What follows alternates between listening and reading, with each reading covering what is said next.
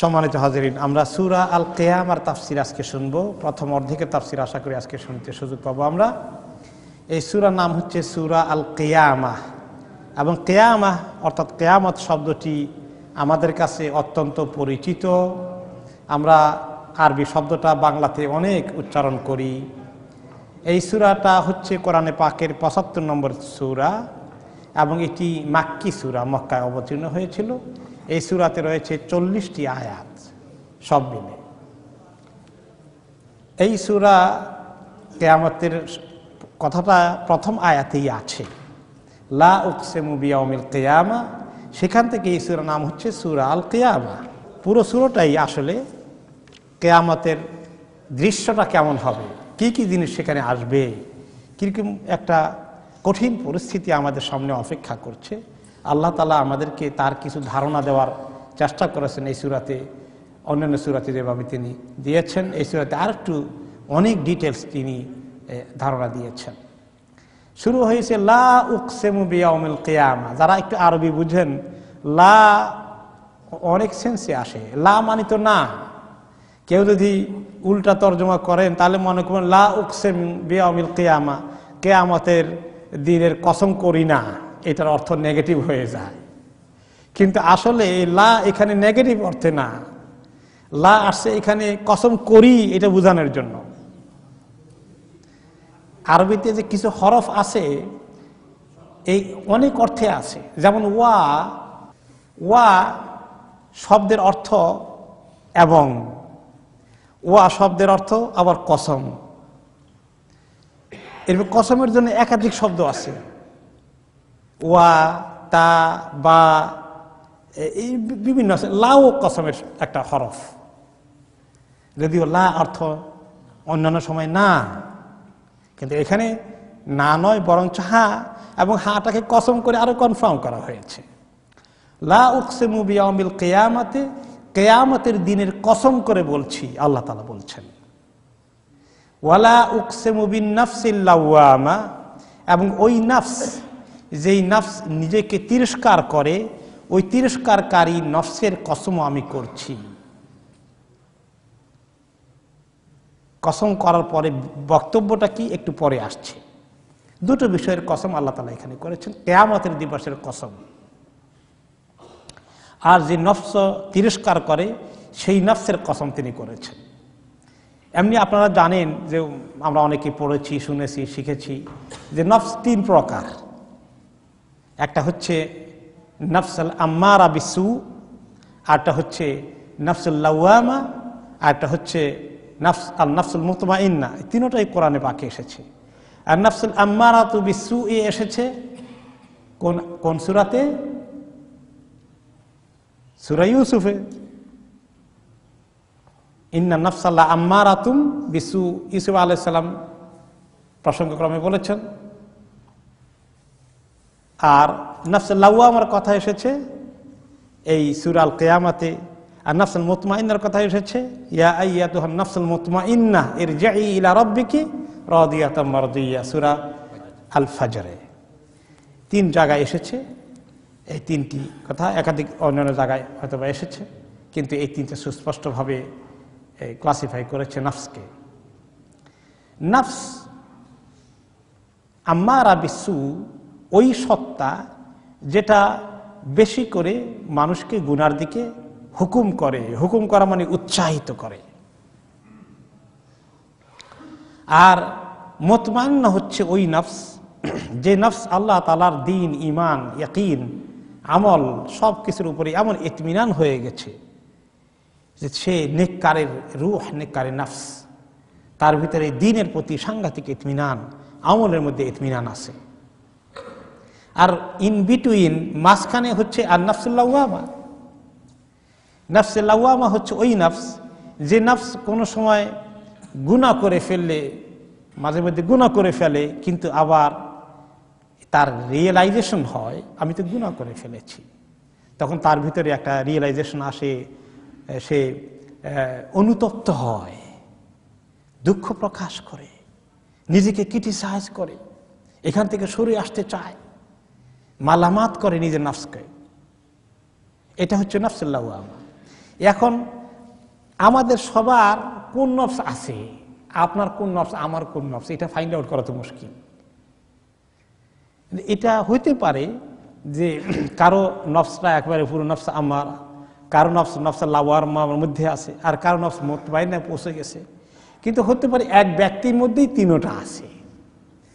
হইতে পারে এক ব্যক্তি কখনো কখনো তার অবস্থা সে সাংঘাতিক গুনার মধ্যে আছে, এমন গুনার দিকে আসে যে তার ভিতরে কোনো তওবা করার কোনো অনুভূতি আসে না, তিরস্কার করে না, ক্রিটিসাইজ করে না, গুনাহ করেও তার কোনো রিয়েলাইজেশন হয় না।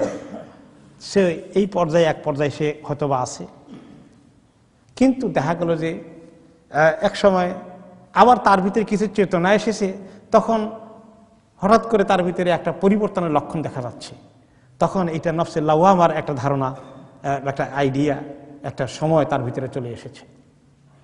নফসে লাওয়ামা, নফসে আম্মারা নফসে লাওয়ামার দিকে চলে এসেছে ওই সময়।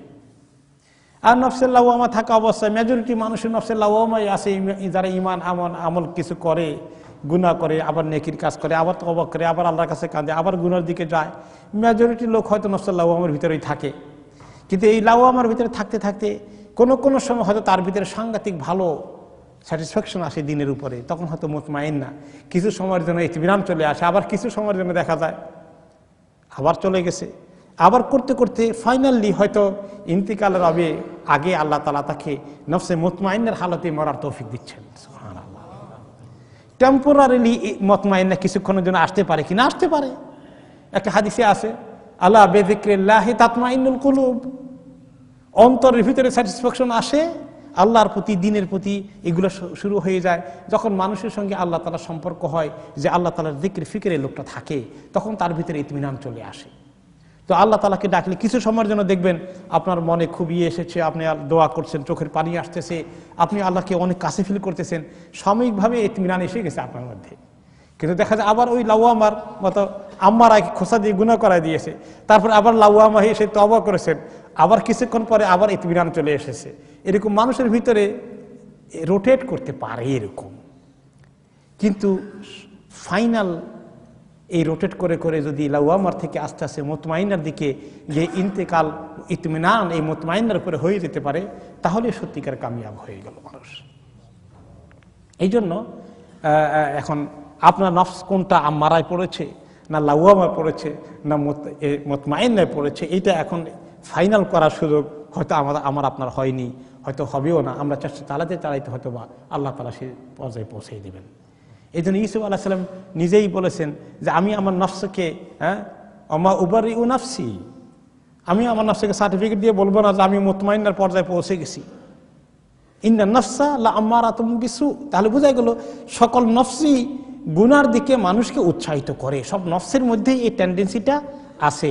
এটা তো অন্য সূরা ব্যাখ্যা করেছেন আল্লাহ তাআলা, সকল নফসের মধ্যেই গুনার টেন্ডেন্সি আছে, আম্মারা টেন্ডেন্সি আছে।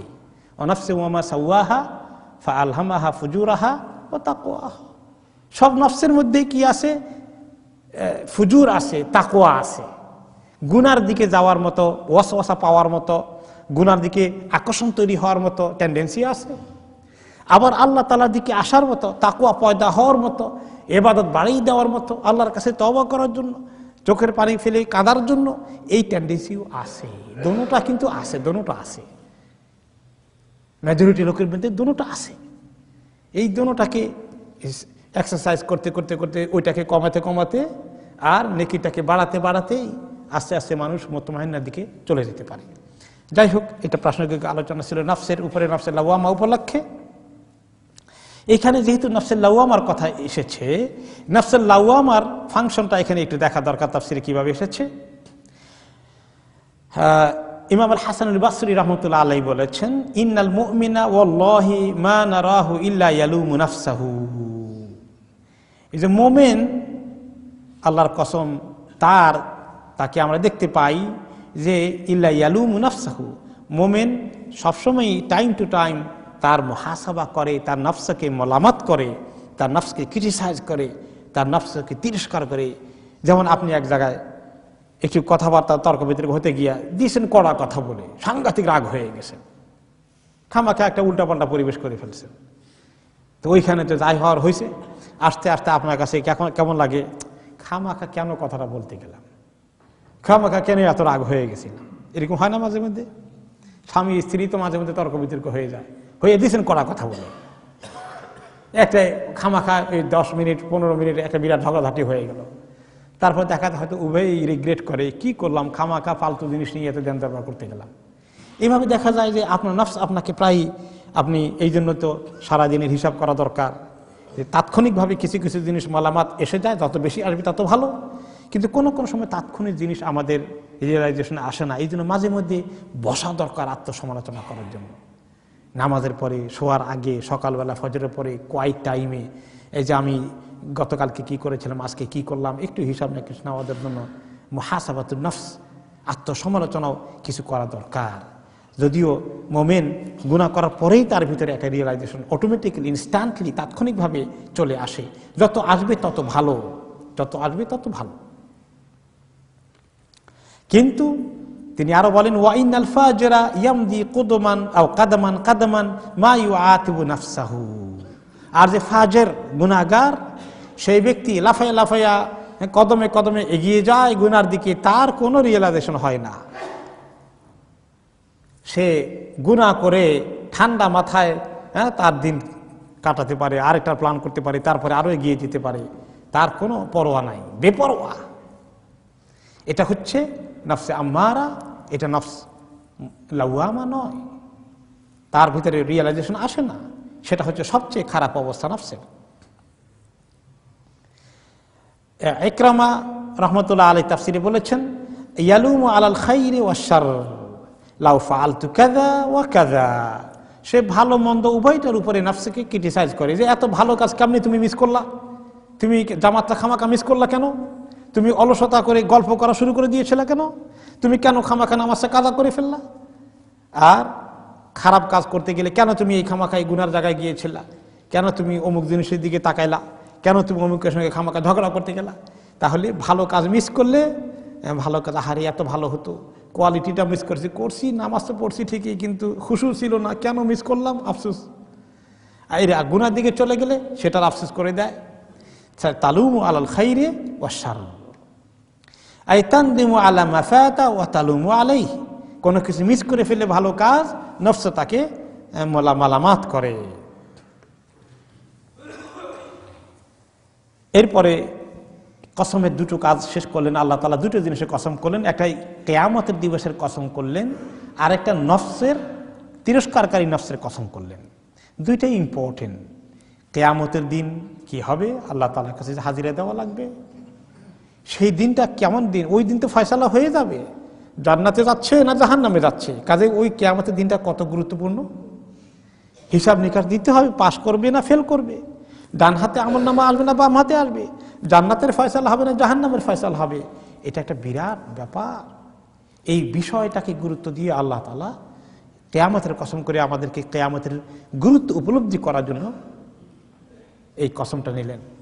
নফসের কসম কেন করলেন আল্লাহ তাআলা?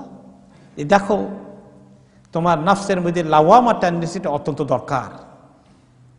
মুতমাইন্না তো অনেক পরে অ্যাচিভ হবে, তার আগে যদি কমপক্ষে আমাদের ভিতরে লাওয়ামাটা চলে আসে, এই লাওয়ামার মধ্যে তওবা আছে, লাওয়ামার মধ্যে আল্লাহর কাছে ফেরত আসা আছে। কাজে এটা অত্যন্ত জরুরি যে গুনাহ তো আমরা করে ফেলি। আমরা যদি গুনাহ না করতাম, অন্য হাদিসে আসছে আল্লাহ তাআলা কিছু মাখলুক তৈরি করতেন, তারা গুনাহ করত, আমরা সবাই যদি ফেরেশতার মতো হয়ে যেতাম। গুনাহ করে আল্লাহ তাআলার কাছে মাফ চাওয়া, তওবা করাটাকে আল্লাহ তাআলা এত পছন্দ করেন। তো এই যে তওবা করার টেন্ডেন্সি যেটা লাওয়ামার মধ্যে আছে, এটা অত্যন্ত জরুরি বিষয়। তোমরা গুনাহ করে ফেলবে, গুনাহ থেকে একেবারে মাসুম হতে পারবা না, কিন্তু তোমাদের ভিতরে লাওয়ামা কি পরিমাণ আছে, এটাকে কত বাড়াইতে পারো দেখো, সেটা বোঝানোর জন্য আল্লাহ তাআলা নফসের কসম করলেন। দুইটা বিষয়ের কসম করে আল্লাহ তাআলা এখন বলছেন কসমের বিষয়টা কি, কি জন্য কসম করলেন। এতক্ষণ কসম করে এখন তো বক্তব্যটা দিবেন, আল আসরের সময়ের কসম করেছেন, তারপরে কয়েকটা পয়েন্ট দিয়েছেন। এখন দুইটা বিষয়ের কসম করে আল্লাহ তাআলা বলছেন, আয়াহসাবুল ইনসানু আল্লান নাজমা'a ইযামাহ বালা কাদিরিন আলা আন নুসাউইয়া বানানা। কসম করে আল্লাহ তাআলা বক্তব্য দিচ্ছেন, কিছু কিছু ইনসান বুঝি মনে করেছে যে আমি তার হাড্ডিগুলোকে আবার জমা করতে পারবো না। তার মানে কি মারা গিয়েছে, মক্কার কাফেররা বলতো মরে শেষ হয়ে গেছে। মাই ইউহয়িল ইযামা ওয়া হিয়া রামীম, মাটিতে হাজার হাজার বছর গোস্ত, চামড়া, অস্থি, মজ্জা, রক্ত সব খেটে হাড্ডিগুলা থাকলে যদি বহু বছর হাড্ডিগুলা মাটিতে হাড্ডিও খেয়ে ফেলে, তখন হাড্ডিগুলো বহু পুরনো হাড্ডি যখন থাকে দেখবেন সেটা পাউডারের মতো হয়ে গেছে, তার অস্তিত্ব শেষ করে ওয়াহিয়া রামিম, একদম গুঁড়ো গুঁড়ো হয়ে পাউডারের মতো হয়ে গেছে। এইরকম লোকটাকে আবার হাসরের ময়দানে আল্লাহ তাআলা জমা করবেন, তাকে পুনরায় অস্তিত্ব দেবেন। তারা মনে করে এই হাড্ডি সব খেয়ে ফেলেছে মাটি, কিভাবে আল্লাহ তাআলা সেটাকে আবার জমা করবেন? আল্লাহ তাআলা বলেন, ইনসান মনে করেছে যে আমি তার হাড্ডিগুলোকে আবার জমা করতে পারবো না। বালা কাদিরিন আলা আন নুসাউইয়া বানানা, বরং আমি সক্ষম তা করতে, এমনকি তার আঙ্গুলগুলো পর্যন্ত, আঙ্গুলের ভাঙ্গাগুলো পর্যন্ত ঠিকঠাক মতো হুবহু পয়দা করতে আমি সক্ষম, নতুন করে পয়দা করতে সক্ষম। এমনকি দুনিয়া তো তিনি করেছেন, তার বানান আঙ্গুলগুলো কিভাবে নিপুণভাবে আল্লাহ তাআলা আঙ্গুলগুলোকে বানিয়েছেন।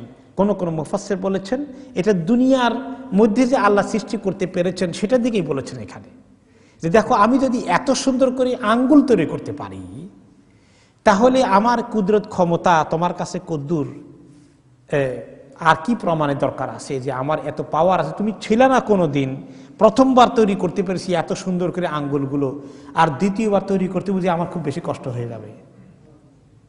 তুমি তোমার আঙ্গুলের দিকে দেখো তো দেখি, কিরকম করে আঙ্গুলগুলোকে কায়দা মতো সেট করেছি, কায়দা মতো বানিয়েছি। দেখেন তো আঙ্গুলগুলোর দিকে দেখেন কি সুন্দর করে আল্লাহ তাআলা বানিয়েছে। এরকম করে বানাই দেন এই, এরকম করে, তাহলে তো এরকম যদি সবসময় হাতটা থাকতো কি অবস্থা হতে বলেন দেখি। অথবা এরকম করে দেন নাই, এমন ফ্লেক্সিবল করে ঘোরানো যায়। কয়টা ভাঙ্গা দিছেন?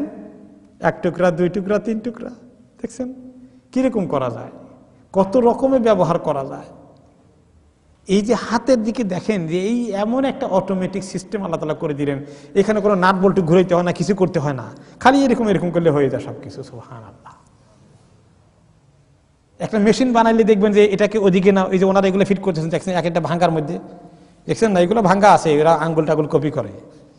দেখবেন যে এখানে এখানে স্ক্রু আছে, ওখানে এরকম আছে, ওখানে এটা আছে, ওখানে এটা ফিট করা লাগে, এখানে স্ক্রু কই, কিভাবে অটোমেটিক্যালি জোড়া লেগে গেছে। সুবহানাল্লাহ।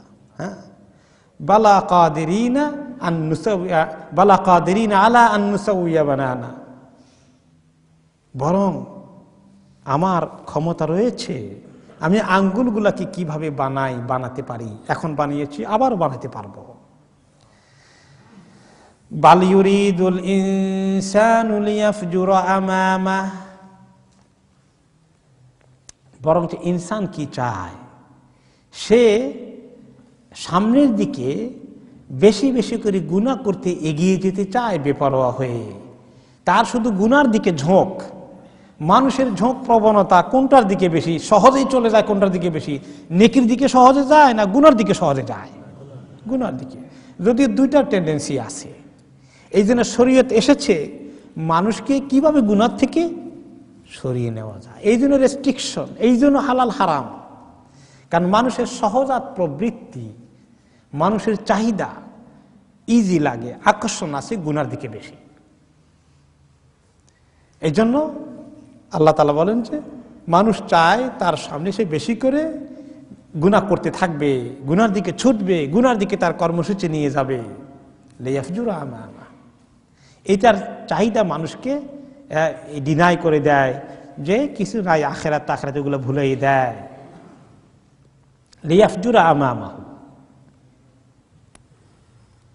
এরপরে এখন এখানে আরেকটি অর্থ আছে, সে সামনের দিকে শুধু গুনার দিকেই যায়, অর্থাৎ হুয়াল্লাযী ইউআজ্জিলুয যুনুব ওয়া ইউসাউফুত তাওবাহ, সে একটা পর একটা গুনার দিকে যেতেই থাকে, গুনাহকে তাড়াতাড়ি করার চেষ্টা করে, আর তওবাটাকে ডিলে করে।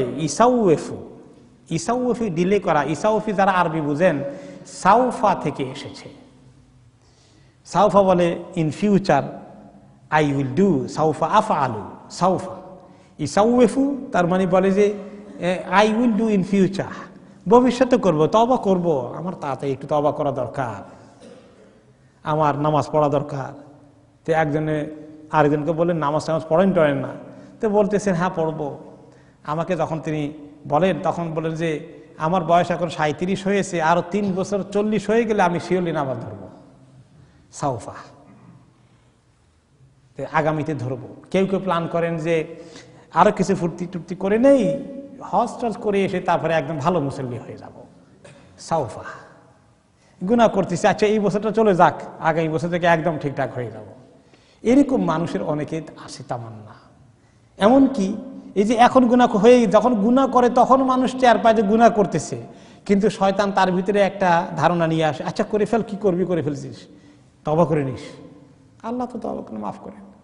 এটাও কিন্তু একটা শয়তানের যে গুনাহ করে যখন তখন বলে তওবা করে ফেলবো, অসুবিধা নেই, করে ফেলে। এখন সেই কথা আপনি পাবেন সূরা ইউসুফের মধ্যে।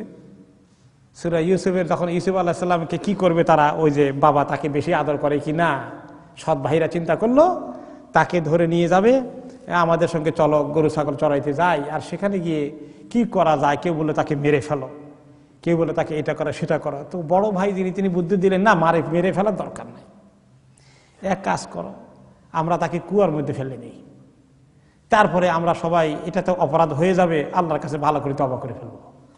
শুধু ইউসুফে আছে ঘটনা যে মানুষ গুনাহ করা অবস্থায়ও তার প্ল্যান করে যে কিভাবে তওবা করে ফেলবে পরে।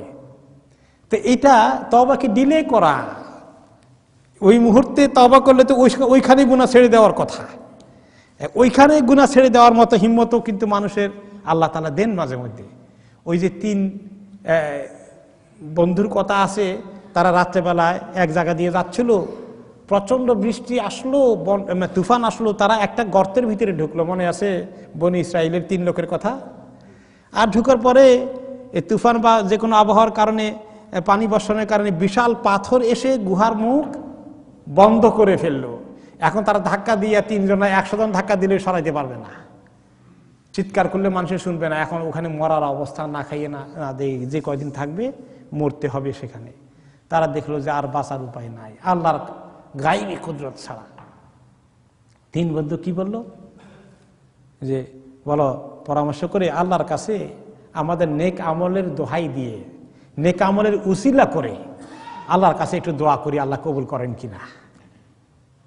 3টা বড় নেক আমলের কথা বলা হলো। এক লোকের মনে আছে তো যে সে তার মা বাবার জন্য সারাদিন কাজ করত, খাবার নিয়ে আসতো, এসে দেখলো যে বুড়ো মা না বাবা, মা হয়তো, তিনি ঘুমিয়ে গেছেন খাবার না খেয়ে।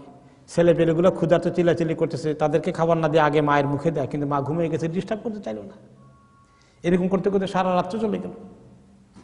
সারা রাত্র বাচ্চাগুলো না খেয়ে কান্নাকাটি করে শেষ পর্যন্ত ঘুমাই গেল। মাকে না খাওয়াই তাদেরকে খাওয়াবে না, মাকে আবার ঘুমের মধ্যে কষ্টও দিবে না। এত স্যাক্রিফাইস করেছে, নিজেও খায় নাই, সারা রাত উপাস থাকলো, মার আগে খাবে না। কত বড় স্যাক্রিফাইস!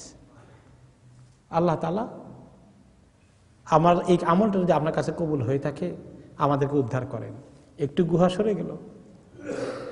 আর আরেকজনের খবর ছিল যে এক লোকে কর্মচারী রেখেছিল, কাজ করাইলো, তাকে কাজের বেতন দিবে, আর সে কোনখান দিয়ে কোনো কারণে সে গায়েব হয়ে গেছে, নাই নাই নাই, বেতন না বেতন কি করবো, তার বেতনের টাকা কোথায় রাখবো। শেষ পর্যন্ত তার নিয়ত ছাগল কিনলো, তার টাকা দিয়ে ইনভেস্ট করলো, এবং এই ইনভেস্টে আল্লাহ তাআলা এত বরকত দিলেন যে বিশাল পাল হয়ে গেল ছাগলের। বহু বছর পরে ওই বেচারা আসে, ভাই আপনার তো কাজ করছিলাম, পারিশ্রমিক তো নেই নেই, আপনার কাছে ছিল, আমি একটা বিপদে পড়ে গেছিলাম, গায়েব হয়ে গেছিলাম, আমার পারিশ্রমিকটা দেন। কি বললেন? ওই যে বিশাল ছাগলের পাল আছে, এইটা তোমার পারিশ্রমিক নিয়ে যাও। আরে ভাই আমার মস্কারি করেন কেন আপনি? আমি এই 3 টাকা 10 টাকা যাই পাই, আমার টাকাটা দেন না, আপনি ওই ছাগলের পাল দেখাই আমার আপনি খামাখা ঘুরাই দিয়েছেন কেন? কয়টা তোমার, সব তোমার, বলে আমার কেমনে হইলো? ইয়া আল্লাহ! তখন সে পুরো কাহিনী বললো, তোমার টাকা না দিতে পেরে চিন্তায় পড়ে গেছিলাম, মনে করলাম তোমার টাকাটা আমার কাছে আমানতি থাকুক, তবে কাজে লাগাই। এক ছাগল থেকে আজকে তোমার এত শত শত বা হাজার হাজার ছাগল হয়ে গেছে। নিজে এত লোভ সামলাইয়া তার এক ছাগলের জায়গায় এতগুলো ছাগল তাকে দিয়ে দিল। কত বড় স্যাক্রিফাইস না এটা? এই লোভ সামলানো সোজা কথা নাকি? 2-3 বন্ধু 5 বন্ধু মিলে ব্যবসা করে তারপরে খালি চিন্তা করে কেমনে বন্ধুরে এখান থেকে ভাগাই, এত আমানতদার আমরা। আর এতগুলো সে আমানত দিয়ে দিল, আল্লাহ তোমার কাছে কবুল হয়ে গেলে সরাই দাও, আর একটু সরে গেল। এখন 3 নম্বর জন কি বলল? আমার আত্মীয় একজন ছিলেন, তার স্বাস্থ্য কিছু, যে তার প্রতি আমার একটা কুনজর ছিল, তার কাছে আমি শারীরিকভাবে সঙ্গ চেয়েছিলাম, পাই নাই। আর সেই বেচারি একদিন বড় বেকায়দা পড়ে গেছে, তার পরিবারে খাবার দাবার কিচ্ছু নাই, সব না খাইয়ে মরার অবস্থা। তার কাছে আসলো, যে বললো যে টাকার জন্য কিন্তু শর্ত একটা, তোমার ইজ্জত আমার কাছে বিক্রি করতে হবে। বেচারি নিরুপায় হয়ে মা বাবা বাচ্চা কাচ্চা না খাইয়ে মরতেছে, রাজি হয়ে গেল। যখন সে তার উপরে সওয়ার হয়েছে পরিপূর্ণভাবে, তার খাহেসাত মিটানোর জন্য রেডি, তখন বলে আল্লাহকে ভয় করো, এই কাজটা করো না, আল্লাহ দেখতেছেন। এই কথার সঙ্গে সঙ্গেই তার ভিতরে রিয়ালাইজেশন, নাফসে লাওয়ামা কাজ করলো, ওইখানেই নিজেকে স্টপ করে ফেললো। কত বড় কথা যে আল্লাহ এত বড়, তাই তোমার ভয় করেছি, এইটা যদি নেকামল হয়ে যায় তুমি কবুল করে ফেলো। আল্লাহ তাআলা কবুল করলেন, সরে গেল, তারা বাইর হয়ে গেল। তাহলে নাফসে লাওয়ামা অনেক সময় মানুষকে তাৎক্ষণিকভাবেই ওই সময় তাকে যদি সরাই দিতে পারে গুনাহ থেকে, তওবাটা ওই সময় নিয়ে আসতে পারে, তাহলে সাংঘাতিক কামিয়াবের বিষয় সেটা। এই জন্য নাফসে লাওয়ামা দেরি করবে না, তাসরিফ তওবা, তওবাকে ডিলে করবে না। হ্যাঁ, তো আর যদি ডিলে করে ফেলে, বাল ইউরিদুল ইনসানু লিয়াফজুরা আমামা, যে এখন ফুজুর করতে চায় পরে তওবা করবে এরকম ধারণা করে, হুয়াল্লাযী ইউআজ্জিলুয যুনুবা ওয়া ইউসাউফুত তাওবাহ, অথবা হুয়াল কাফিরু ইউকাযযিবু বিয়াউমিল হিসাব। এমনকি যে কাফের, যার দিনের কোনো চিন্তা নাই, আখিরাতের কোনো হিসাব নাই, তার মেথোডোলজি লাইফে একটাই, খাও দাও ফুর্তি করো।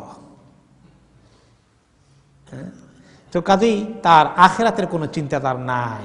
এইটাই হলো অনেক ইনসানের চিন্তা। এখান থেকেই তারা আখিরাতের প্রতি ইয়াকিনি করতে চায় না। ইয়াসআলু আইয়ানা ইয়াউমুল কিয়ামাহ, তারা জিজ্ঞাসা করে কিয়ামত কবে হবে, একটু দিন তারিখ বলেন না, খালি বলেন হবে হবে।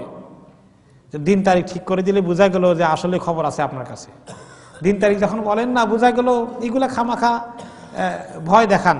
এই জন্য কমিউনিস্টরা বলতো ধর্মকে আফিম, মানুষকে খামাখা ভয় দেখাইয়া একেবারে কন্ট্রোল করে ফেলে, মানুষের স্বাধীনতা, স্বাধীন জিন্দিগি যাপন করতে দেয় না। এরকম তারা ধর্মকে ব্লেম করেছিল, কারণ তারা খাওয়া দাওয়া ফুর্তি করো, শুধু এটাই তারা চিন্তা করে।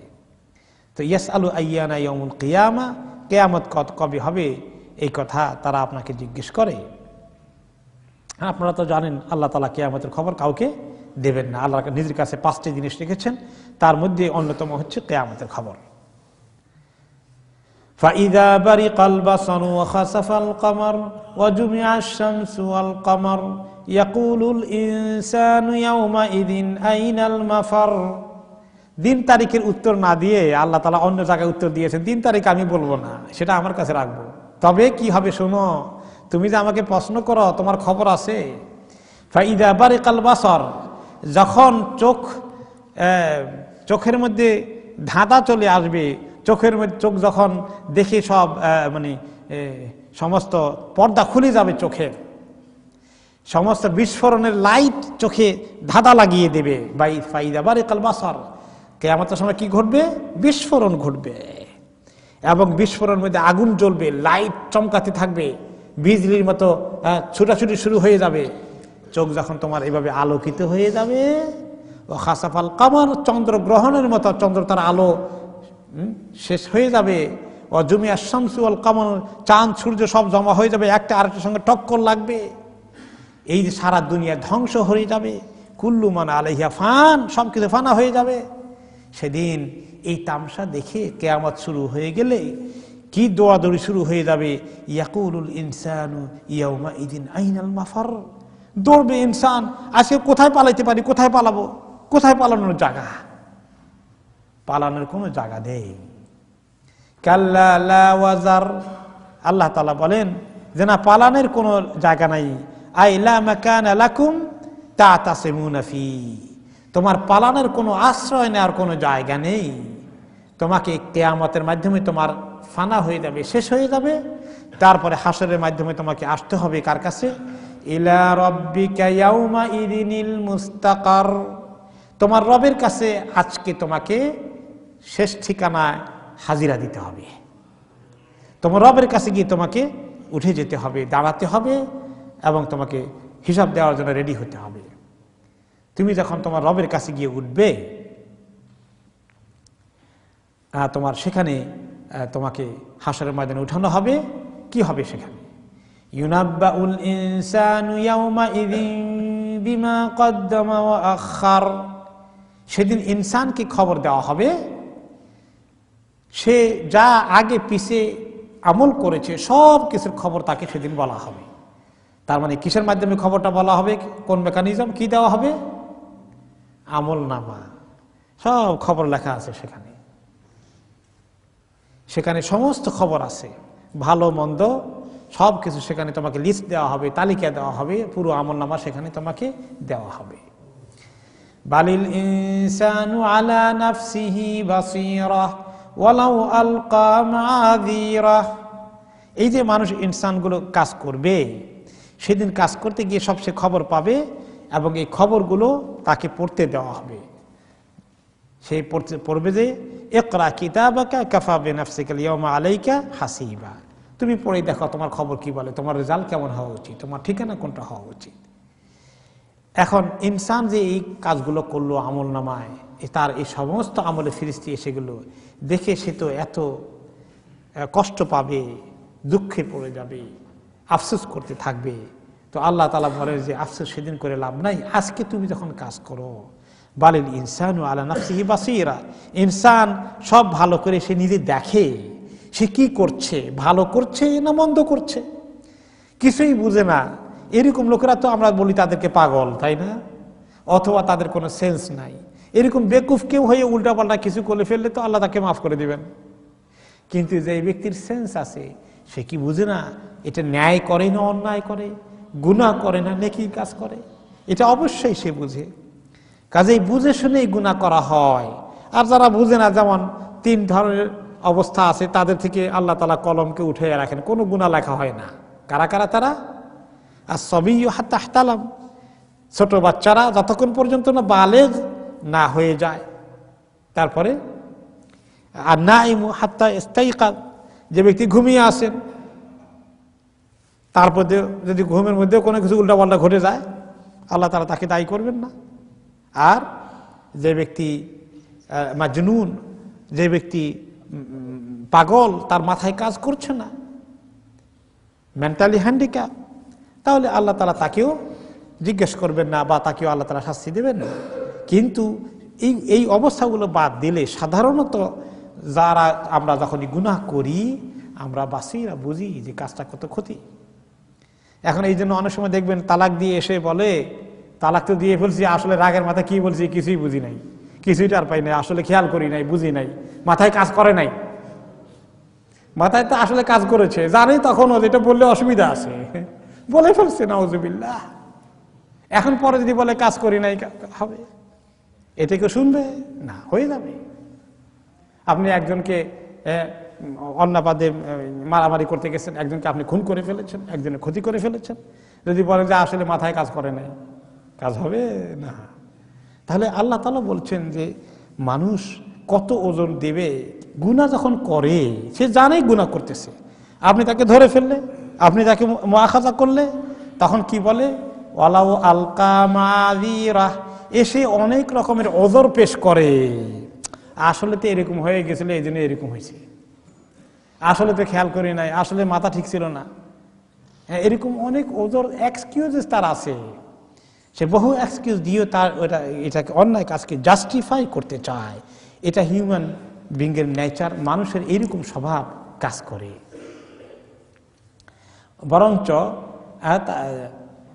তারা মিথ্যা কথা পর্যন্ত বলার চেষ্টা করবে ওজর দেওয়ার জন্য। কিরকম ওজর দিবে? মিথ্যা কথা বলবে। সে কথা আল্লাহ তাআলা অন্য জায়গায় বলেছেন, সুম্মা লাম তাকুন ফিতনাতুহুম ইল্লা আন ক্বালু ওয়াল্লাহি রাব্বিনা মা কুন্না মুশরিকিন। সেদিন কিয়ামতের দিন যখন তারা আযাবের ফিতনা দেখবে সামনে, তখন তারা সবাই বলে আল্লাহর কসম, আল্লাহ হে আমাদের রব, আমরা শিরক টিরক করি নাই কিছু। মিথ্যা কথা বলবে কসম করে। ওজরের কত তরিকা। তারপরে আরেক আয়াতে আল্লাহ তাআলা বলেছেন, ইয়াউমা ইয়াবাসুহুমুল্লাহু জামিআ ফায়াহলিফুনা লাহু কামা ইয়াহলিফুনা লাকুম ওয়া ইয়াহসাবুনা আন্নাহুম আলা শাই আলা ইন্নাহুম হুমুল কাযিবুন। মুনাফিকদের সম্পর্কে আল্লাহ তাআলা বলেছেন, সেদিন আল্লাহ তাআলা সবাইকে হাসরের ময়দানে উঠাবেন এবং সেদিন এই মিথ্যাবাদী মুনাফিকগুলো কসম করে বলবে, যেভাবে আজকে দুনিয়ার মধ্যে আপনাদের সামনে কসম করে হে নবী, এসে তারা বিভিন্ন রকমের তাদের নেফাককে ঢাকতে চায়, লুকিয়ে রাখতে চায়, আর মনে করে এগুলো করে তারা একটা কায়দা করতে পারতেছে, আপনাকে বুঝ দিয়ে দিল মিথ্যা কথা বলে। আলা ইন্নাহুম হুমুল কাযিবুন, এরা মিথ্যাবাদী। তাহলে দুনিয়ার মধ্যে মানুষ অনেক সময় বিভিন্ন ওজর, প্রয়োজনের মধ্যে মিথ্যা কথাও একটা ওজর হিসেবে খাড়া করিয়ে দেয়, এক্সকিউজ হিসেবে পেশ করে দেয় নিজেকে বাঁচানোর জন্য। জেনে শুনে সে গুনাহ করেছে, অথচ ওজর তালাশ করে এটাকে ঢাকতে চায়। এরপরে এই কিয়ামতের বিষয়টা শেষ করে মাঝখানে আল্লাহ তাআলা অন্য একটা বিষয় নিয়ে এসেছেন। ওয়াহি যখন নাজিল হতো, রাসূলুল্লাহ সাল্লাল্লাহু আলাইহি ওয়াসাল্লাম জিবরিল আলাইহিস সালাম পড়ে যাচ্ছেন ওয়াহি, উনি শুনছেন। এখন উনি খুব কনসার্ন যে ভালো করে যদি মুখস্থ না থাকে, ভুলে যায়, মহা মুশকিল। তিনি জিবরিল আলাইহিস সালামের সঙ্গে সঙ্গে উচ্চারণ করতেন, এরকম করে তিনি পড়তেছেন আর উনি এরকম ঠোঁট নাড়াচ্ছেন। কারণ আশঙ্কা যে উনি তো তেলাওয়াত করছেন, আমি যদি সঙ্গে সঙ্গে রিপিট না করি, যদি ভুলে যাই, তাহলে সঙ্গে সঙ্গে তিনি ঠোঁট নাড়াচ্ছেন। আল্লাহ তাআলা ওনাকে এই ব্যাপারে গাইড করে বলছেন যে আপনার টেনশন কিছু কমান, মুখস্থ রাখার জন্য এত টেনশন করা লাগবে না। লা তুহাররিক বিহি লিসানাকা লিতাজালা বিহি, আপনি ঠোঁট দুটা নাড়াইতে থাকেন না, আপনার জিহ্বাকে নাড়াবেন না, এত অস্থির হওয়ার দরকার নাই, টেনশনে থাকার দরকার নাই। তাড়াহুড়া করে কোরআন মুখস্থ করার জন্য কি জানি আপনার থেকে হারিয়ে যায় কিনা। ইন্না আলাইনা জামাহু ওয়া কুরআনা, আমি আমার দায়িত্ব নিলাম আমি কোরআনকে আপনার জন্য জমা করে ধরে রাখতে, এবং আপনার তেলাওয়াত, আপনার কোরআন পড়ার মতো অবস্থায় আপনাকে কোরআন রেখে দিতে আপনার কাছে, এটা দায়িত্ব আমি নিলাম। তো কাজেই আপনি তাড়াহুড়া করে যখন জিবরিল আলাইহিস সালাম পড়ে, আপনি ওনার সঙ্গে রিপিট করবেন না, ঘন ঘন করে জিহ্বা ঠোঁট লাড়াবেন না, দরকার নাই। ফাইদা কারানাহু ফাত্তাবি কুরআনা, আমরা যখন তেলাওয়াত করি, অর্থাৎ আমার পক্ষ থেকে জিবরাইল আলাইহিস সালাম যখন আপনাকে তেলাওয়াত করে শোনায়, আপনি খালি তেলাওয়াত ফলো করেন, শুনতে থাকেন মনোযোগ দিয়ে, এটাই যথেষ্ট। সুম্মা ইন্না আলাইনা বায়ানা, আর শুধু তেলাওয়াত নয়, কোরআনের বয়ানটাও, এটারও দায়িত্ব আমি নিলাম। আপনাকে বয়ান মানে কোরআনের তাফসীর, আন্ডারস্ট্যান্ডিং আপনার ভিতরে ঢুকাই দেবো আমি।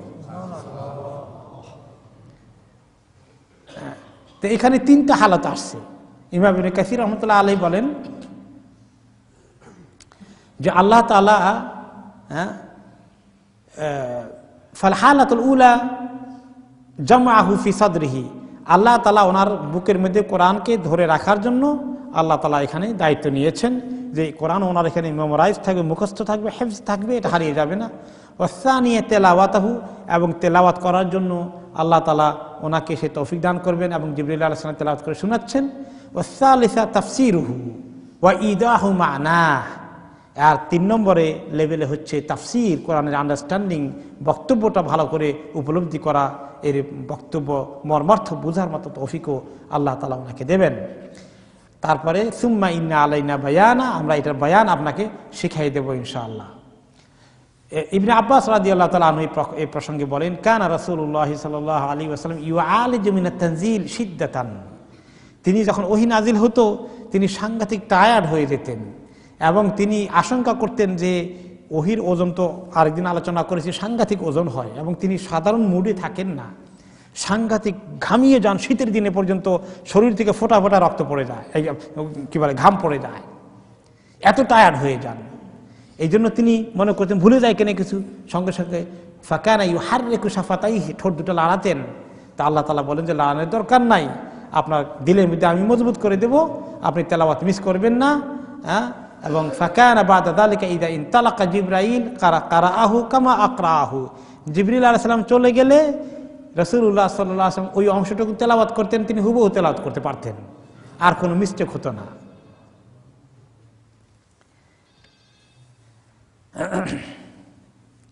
এরপরে কানা লা ইয়াফতিরু মিনাল কুরআনি মাখাফাতান আন ইয়ানসাহ, এই যে অনেক সময় দেখা যেত তিনি খুব ঘন ঘন করে পড়তেন এবং পড়তেই থাকতেন, যখনই তিনি ফ্রি থাকতেন। একটু বেশি টেনশনে পড়ে গিয়েছিলেন, তা আল্লাহ তাআলা বলেন যে এত টেনশন করবেন না, আমি দায়িত্ব নিলাম। আলহামদুলিল্লাহ, এতে করে আল্লাহ তাআলা অনেক ইজি করে দিয়েছেন। এবং আসলে এই ইজি করাটা ওনার জন্য খাস, আবার অন্য আয়াতে আল্লাহ তাআলা আমাদের জন্য ইজি করে দিয়েছেন। অন্য আয়াতে আছেন যে আল্লাহ তাআলা বলেছেন ওয়ালাকাদ ইয়াসসারনাল কুরআনা লিযিকর ফাহাল মিন মুদ্দাকির, কোরআনকে আমি সহজ করেছি জিকিরের জন্য। জিকিরের অনেক অর্থ আছে। জিকিরের অর্থ হলো তেলাওয়াত শেখা, জিকিরের অর্থ হলো হেফজ করা, জিকিরের অর্থ হলো কোরআনের তাফসীর বোঝা, জিকিরের অর্থ হলো কোরআনে আমল করতে চাইলে আমল করা। ফাহাল মিন মুদ্দাকির, কেউ আছে জিকির নিতে কোরআন থেকে। এই জন্য আল্লাহ তাআলা এখানে আমাদের ইজি করে দিয়েছেন। ওয়ালাকাদ ইয়াসসারনাল কুরআন, কোরআনের যে কোনো কাজকে আল্লাহ তাআলা সহজ করে দিয়েছেন। কিন্তু মানুষের উদ্দেশ্য হওয়া লাগবে শিখা, মানুষের প্ল্যান থাকা লাগবে, মানুষের এগিয়ে আসতে হবে।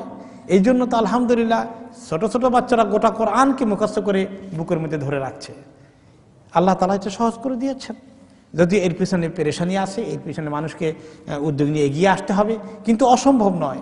এবং পৃথিবীতে আর কোনো এত বড় কিতাব এরকম হুবহু আগা থেকে মাথা এ টু জেড, আলিফ থেকে ইয়া মুখস্থ থাকা একেবারে এক একটি অক্ষরে অক্ষরে, আমার মনে হয় না কোনো কিতাবকে মানুষ এইভাবে মুখস্থ করেছে পৃথিবীতে। এরপরে আল্লাহ তাআলা আবার এই কথাটুকুন বলে আবার কিয়ামতের দিকে আসছেন। কাল্লা বাল তুহিব্বুনাল আজালা ওয়া তাযারুনাল আখিরা, না, আসল কথা হচ্ছে তোমরা নগদ যা পাও হাত পেতে নাও, আর বাকির খাতা শূন্য রাখো, আখিরাতকে বাকি মনে করেছো। এই জন্য কিয়ামত সব কিছু তোমাদের বিশ্বাস হতে চায় না, বিশ্বাস হলেও তোমাদের মাথায় নাই। কিয়ামতের দিনে কীরকম সিন হবে সেগুলো আর একটু ফার্দার আসতেছে এই সূরার শেষের দিকে, সেটা আমরা আগামী সপ্তাহের জন্য রেখে দেই। আজকে ইনশাআল্লাহ এখানে শেষ করি। সুবহানাকাল্লাহুম্মা ওয়া বিহামদিকা আশহাদু আল্লা ইলাহা ইল্লা আনতা আস্তাগফিরুকা ওয়া আতুবু ইলাইক। আল্লাহুম্মা আতিনা ফিদ দুনিয়া হাসানা ওয়া ফিল আখিরাতি হাসানা ওয়া কিনা আযাবান নার। সুবহানাকা লা ইলমা লানা ইল্লা মা 'আল্লামতানা ইন্নাকা আনতাল আলিমুল হাকীম। اللهم انفعنا بما علمتنا وعلمنا ما ينفعنا وزدنا علما. اللهم إنا نسألك موجبات رحمتك وعزائم مغفرتك والسلامة من كل إثم والغنيمة من كل بر والفوز بالجنة والنجاة من النار. اللهم أعنا على ذكرك وشكرك وحسن عبادتك.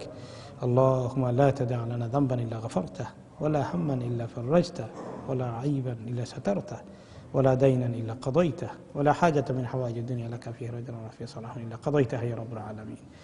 صلى الله تعالى على خير خلقه سيدنا محمد وعلى آله وصحبه أجمعين. آمين برحمتك. السلام عليكم ورحمة الله وبركاته.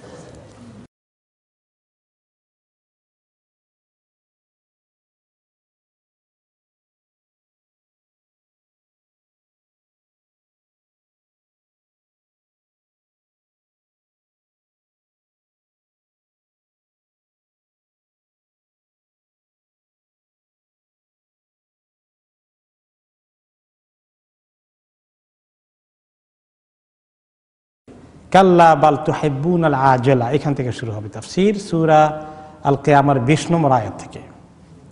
কাল্লা বাল তুহিব্বুনাল আজালা ওয়া তাযারুনাল আখিরাহ।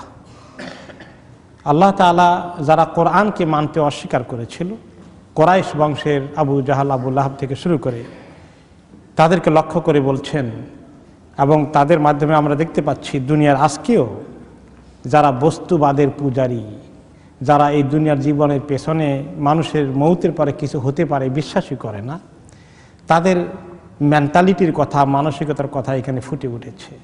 সেটা হচ্ছে কাল্লা বাল তুহিব্বুনাল আজিলা ওয়া তাযারুনাল আখিরাহ। আসল কথা হচ্ছে তোমরা নগদ যেটা পাও সেটাই হাত পেতে নাও, নগদটা খুব পছন্দ করো। দুনিয়াটা তো নগদ, আর আখিরাত কি একটু বাকি, এখন দেখা যায় না, এখন নাই সেটা। এই জন্য তোমাদের দুনিয়ার নগদটা খুব বেশি করে তোমাদের দরকার, ওটাকে খুব পছন্দ করো। আর যেটা আখিরাত সেটাকে একদম ছেড়ে দাও, একদম ছেড়ে দাও। খাও দাও, ফুর্তি করো, বাস এই দুনিয়াতে যতক্ষণ আছো, মৌতের কথা আলোচনাই করো না। এই জন্য এই দেশের লোকজন পাশ্চাত্যে, তারা মৌতের কথা আপনি আলোচনা করলে এটা মোটেই পছন্দ করে না, ওইটা থাকার দরকার নেই, খালি নগদ কি আছে ওইটা আলোচনা করুক। আর ইসলাম কি বলে, দুনিয়ার কথা বেশি আলোচনা করতে বলে না মৌতের কথা বেশি আলোচনা করতে বলে? মৌতের কথা, মৌতের পরের প্রস্তুতি। যে এক সাহাবীর কথা ছিল না, এক লোকের কথা, মৃত্যুর খবর আসলো যে সে মারা গেছে, ও খুব ভালো লোক ছিল, সাহাবীরা বললেন। তিনি জিজ্ঞেস করলেন রাসূলুল্লাহ সাল্লাল্লাহু আলাইহি সাল্লাম, বলো তো তোমাদের ওই ভাইটা কি মৌতের কথা খুব আলোচনা করেছিল? সাহাবায়ে কেরাম বললেন, না এটা তো মনে পড়ে না। তখন তিনি বললেন, তোমাদের ভাই সেই জায়গায় নয় যেখানে তোমরা তাকে আশা করছো। আকসিরু মিন যিকরি হাদিমিল লাযযাত, ওই জিনিসকে বেশি করে স্মরণ করো যেটা দুনিয়ার সকল মজাকে শেষ করে দেয়, সেটা হচ্ছে মৌত। বস্তুবাদ এই মৌত এবং মৌতের পরে কিছু আছে বলে আদৌ শুনতেও চায় না, বিশ্বাসও করতে চায় না, আলোচনা করতে চায় না। কুফরির অন্যতম কারণ হচ্ছে মানুষ এই বস্তুর উপরে বিশ্বাস করে, যতক্ষণ এই দুনিয়া তার জীবন আছে, এই দুনিয়াবী জীবনটাই শেষ, এর বাইরে সে কিছুই চিন্তা করতে চায় না। তো আল্লাহ তাআলা বলছেন যে তোমরা নগদটাকে খুব পেতে চাও, খুব পছন্দ করো, আখিরাতের একটু যেহেতু বাকি আছে সেটাকে একদম ছেড়ে দিয়েছ, সেদিকে তোমাদের কোনো চিন্তা ভাবনা নেই। সেদিন হবে এমন, উজুহু ইয়াউমাইযিন নাযিরা ইলা রাব্বিহা নাযিরা।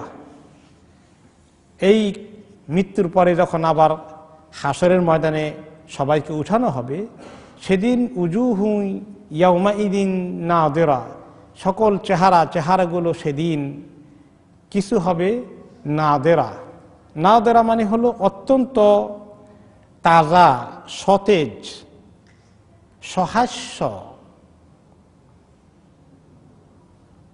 এবং যাদের খোঁজখবর চেহারায় ফুটে উঠেছে,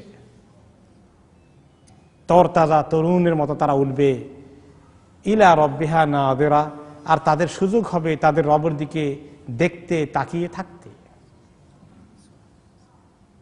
আর অপোজিট, ওয়া উজুহু ইয়াউমাইযিন বাসিরা তাযুন্নু আন ইফআলা বিহা ফাকিরা। আর কিছু চেহারা সেদিন হবে অত্যন্ত শুকনো, বিকৃত এবং ক্লান্ত, পরিশ্রান্ত, দুশ্চিন্তাগ্রস্ত।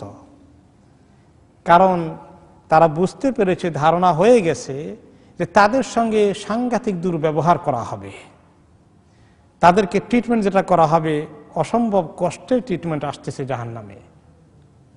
তো চেহারা হাসরের ময়দানে যখন লোকেরা উঠবে, দুই রকম থাকবে চেহারা। এক দলের চেহারা থাকবে খুব সতেজ, আলো ঝলমল,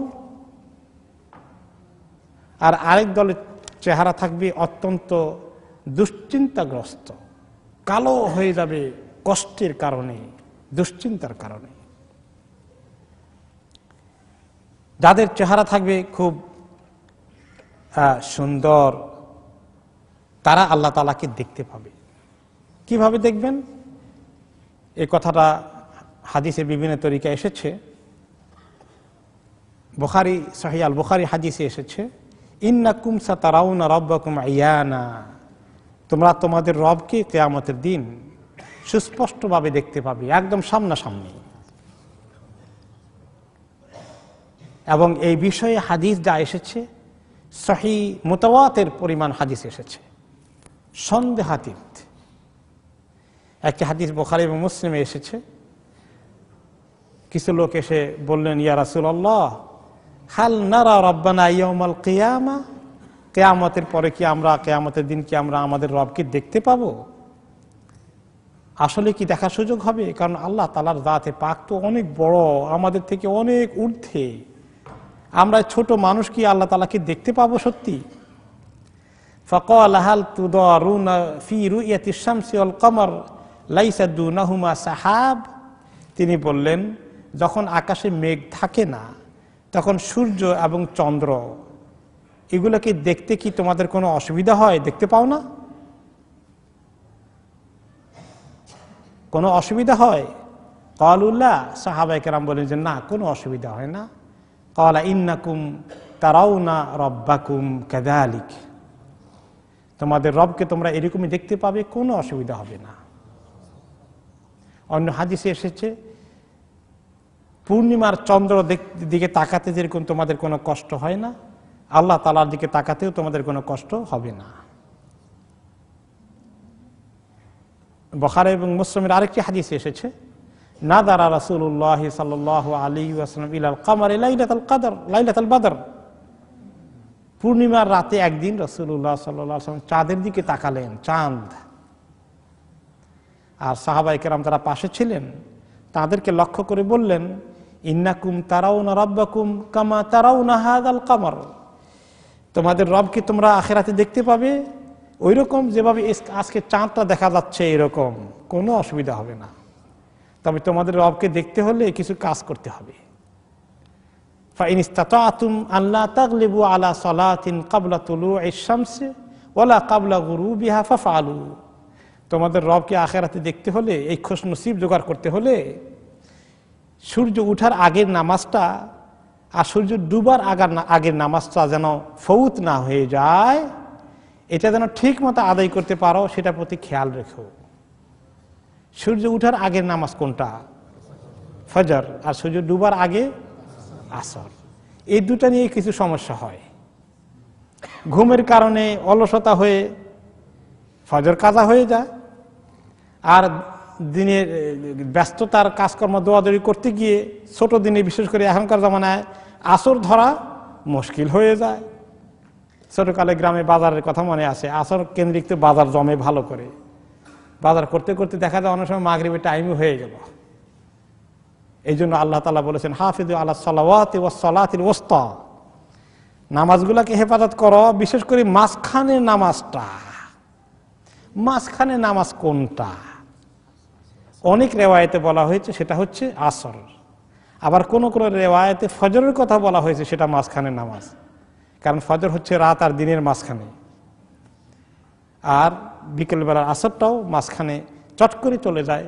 আসরটা ঘুমের কারণে চট করে কাজা হয়ে যায়। তো এই দুটোকে ইহতিমাম সাথে আদায় করলে আল্লাহ তাআলার সঙ্গে দিদার হওয়াটা আশা বেশি করা যেতে পারে। আল্লাহ তাআলা আমাদেরকে তৌফিক দান করুন। অন্য হাদিসে তিনি বললেন, সহিহ বুখারী এবং মুসলিমের হাদিস, ক্বালা রাসূলুল্লাহ সাল্লাল্লাহু আলাইহি ওয়াসাল্লাম, জান্নাতানি মিন যাহাবিন আনিয়াতুহুমা ওয়া মা ফীহিমা ওয়া জান্নাতানি মিন ফিদ্দাতিন আনিয়াতুহুমা ওয়া মা ফীহিমা। একবার তিনি বললেন, জান্নাতের কিছু বর্ণনা দিলেন সাহাবীদেরকে, যে দুটো জান্নাত দেখতে পাচ্ছি আল্লাহ তাআলার এত সুন্দর। এই জান্নাত সব কিছু তৈরি করা হয়েছে সোনা দিয়ে, স্বর্ণের তৈরি সব কিছু, একেবারে যা খাট পালং গ্লাস চামচ প্লেট সব কিছু, যত রকমের জিনিসপত্র সেখানে আছে সব কিছু স্বর্ণের তৈরি। আর আরো দুটো জান্নাত আছে একটু তার নিচে ক্লাসের ডিগ্রির জান্নাত, সেটা হচ্ছে সব কিছু রূপার তৈরি। ওমা বাইনাল কওমি ওয়া বাইনা আন ইয়ানজুরু ইলাল্লাহ আযজা ওয়া জাল্লা ইল্লা রিদা আল কিবরিয়া আলা ওয়াজহিহি ফি জান্নাতি আদন। আর আল্লাহর সঙ্গে এমনভাবে দেখা হবে যে কওম অর্থাৎ মানুষ, জান্নাতীরা আর আল্লাহ তাআলার দেখা, এই দুটোর মাঝখানে শুধু আল্লাহ তাআলার এই কিবরিয়ার যে রিদা চাদর আছে সেটা আল্লাহ তাআলার চেহারার উপরে শুধু থাকবে। আল্লাহ তাআলার চেহারার উপরে নূরের চাদর থাকবে। এছাড়া মানুষ আর আল্লাহর মধ্যে কোনো ব্যবধান, কোনো দূরত্ব আর গ্যাপ অথবা মাঝখানের ব্যারিয়ার বলতে আর কিছু থাকবে না।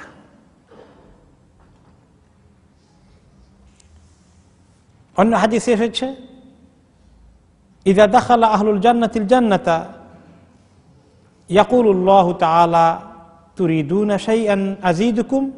যখন জান্নাতীরা সব জান্নাতে গিয়ে সেটেল হয়ে যাবেন আর সকল রকমের নিয়ামতগুলোকে এনজয় করবেন, তখন আল্লাহ তাআলা তাদেরকে ডেকে বলবেন, তোমরা কি চাও আরো কিছু তোমাদেরকে দেই, আরো অতিরিক্ত জিয়াদা, আরো কিছু দেব অতিরিক্ত? তো জান্নাতীরা চিন্তা করবেন, এত দেওয়া দিয়েছেন আল্লাহ তাআলা, আর কি দিবেন বুঝতে আসে না। আর কোনো জিনিসের অভাব আছে, আর কোনো জিনিসের দরকার আছে, আর কোনো জিনিসের ফায়দা আছে, এটা তো ওনাদের মাইন্ডেই কাজ করছে না যে আর কি হতে পারে।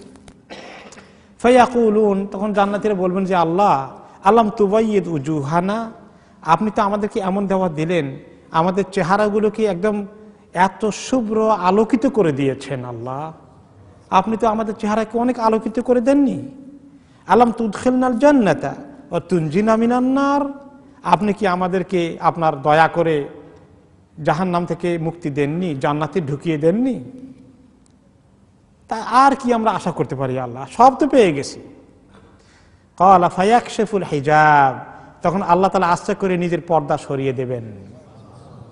ফামা উতু শাইয়ান আহাব্বা ইলাইহিম মিনান নাযরি ইলা রাব্বিহিম, তারা এমন অভিভূত হয়ে যাবে আল্লাহ তাআলার দিকে তাকিয়ে যে এর চেয়ে পছন্দনীয়, আকর্ষণীয়, সুন্দর আর এর চেয়ে ভালো কোনো জিনিস তারা আর কোনোদিন পৃথিবীতে দেখেও নাই, পায়ও নাই। সেটা হচ্ছে জান্নাতের সবচেয়ে বড় নিয়ামত। খাওয়া দাওয়া, হুর পরি যা কিছু আছে সমস্ত কিছুর ঊর্ধ্বে থাকবে আল্লাহ তাআলার দিদার, সাক্ষাৎ। ওয়াহিয়া জিয়াদা, আর এটাই হচ্ছে জিয়াদা, যে কথা কোরআনে পাকে বারে বারে এসেছে। আল্লাহ তাআলা বলেন ওয়ালাদাইনা মাজিদ, জান্নাতে সব নিয়ামত দিয়ে সূরা কাফে আল্লাহ তাআলা বলেছেন যে আমার কাছে মাজিদ আছে। মাজিদ মানে আরো অতিরিক্ত কিছু আছে। সে অতিরিক্ত কিছুটার তাফসীর হচ্ছে আল্লাহ তাআলার দর্শন। এবং অন্য আয়াতে এসেছে লিল্লাযীনা আহসানুল হুসনা ওয়া জিয়াদা, যারা নেক আমল করেছে তাদের জন্য হুসনা, সুন্দর সুন্দর পুরস্কার সাজিয়ে রাখা হয়েছে। তাদের পুরস্কারের বাইরে আরেকটা জিনিস আছে জিয়াদা, অতিরিক্ত। সেই অতিরিক্তটা হচ্ছে আল্লাহ তাআলার দর্শনের যে মজা, স্বাদ, যে সেটার যে উপভোগ করার মতো নিয়ামত, সবচেয়ে বড় নিয়ামত হচ্ছে আল্লাহ তাআলার দর্শনের উপভোগ।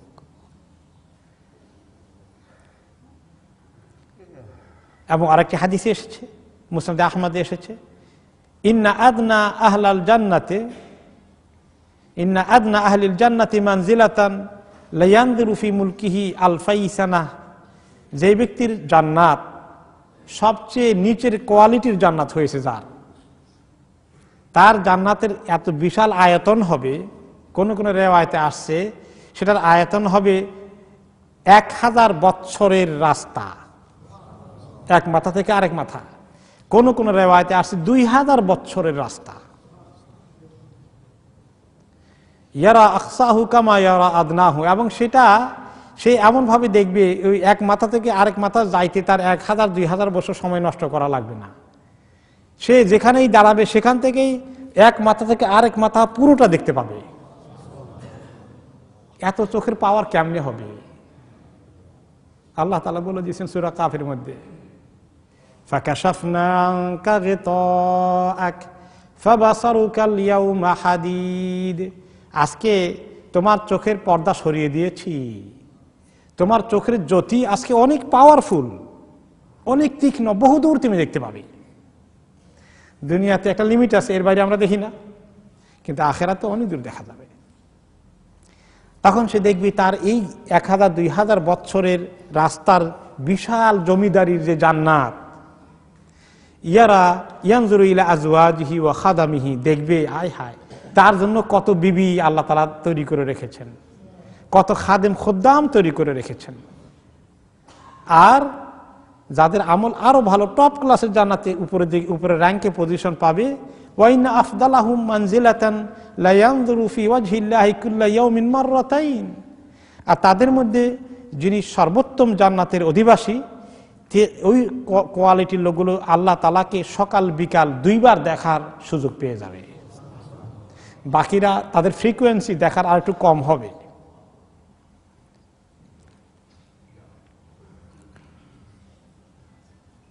এরপরে আল্লাহ তাআলা বলছেন এটা হচ্ছে যারা সতেজ চেহারার অধিকারী হবে, অর্থাৎ আল্লাহ তাআলাকে দর্শনের সুযোগ যারা পাবে, নেককারদের অবস্থা, তাদের চেহারা এত সুন্দর হবে, বিশেষ করে আল্লাহ তাআলাকে যখন দেখবে ওই সময় তাদের চেহারা আরো ফর্সা হতে থাকবে, আরো নুরানি হয়ে যাবে।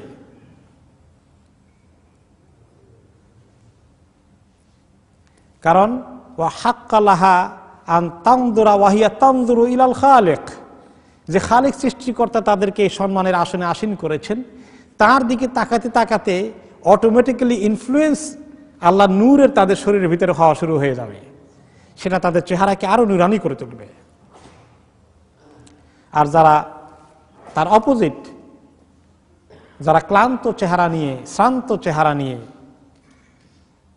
একেবারে কালো চেহারা নিয়ে উঠবে, তাদের অবস্থা কি হবে তারা বুঝতে পারবে।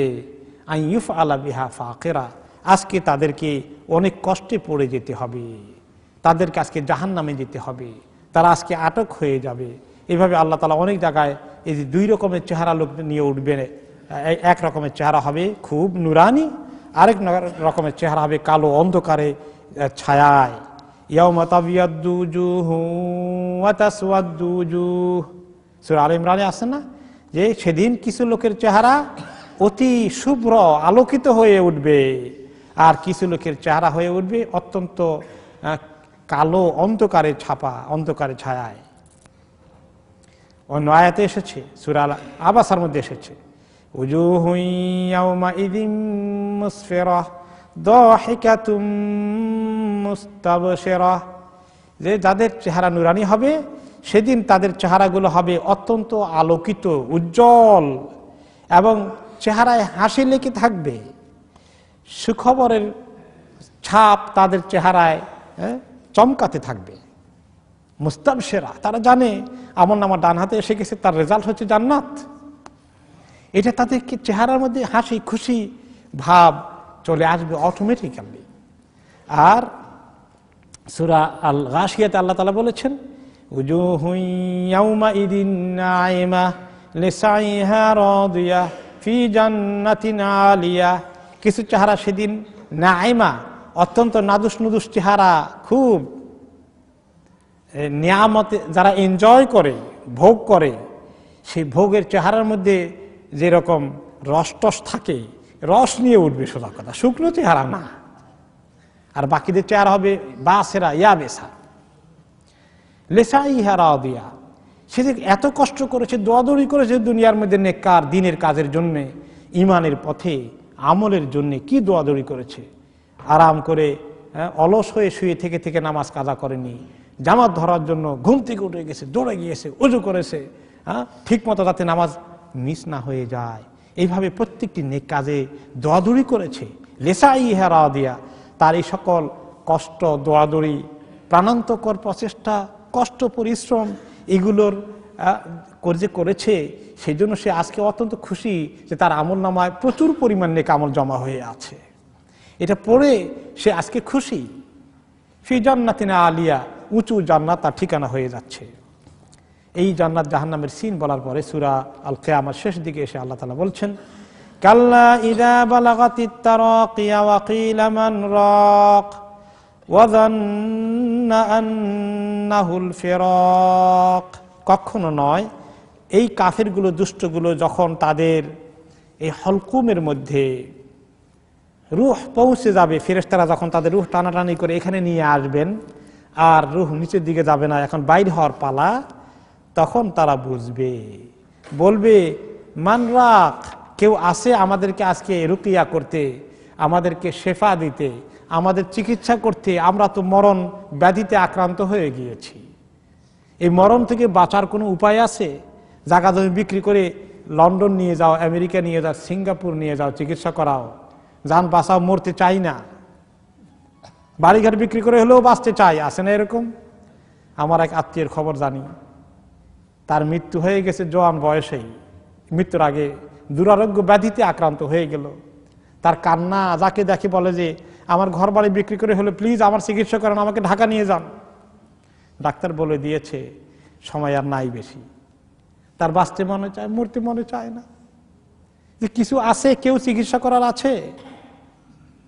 মান ইয়ারকি, হ্যাঁ, আই মিন রাকিন ইয়ারকি, কেউ আছে চিকিৎসা করতে? এটি একটা অর্থ।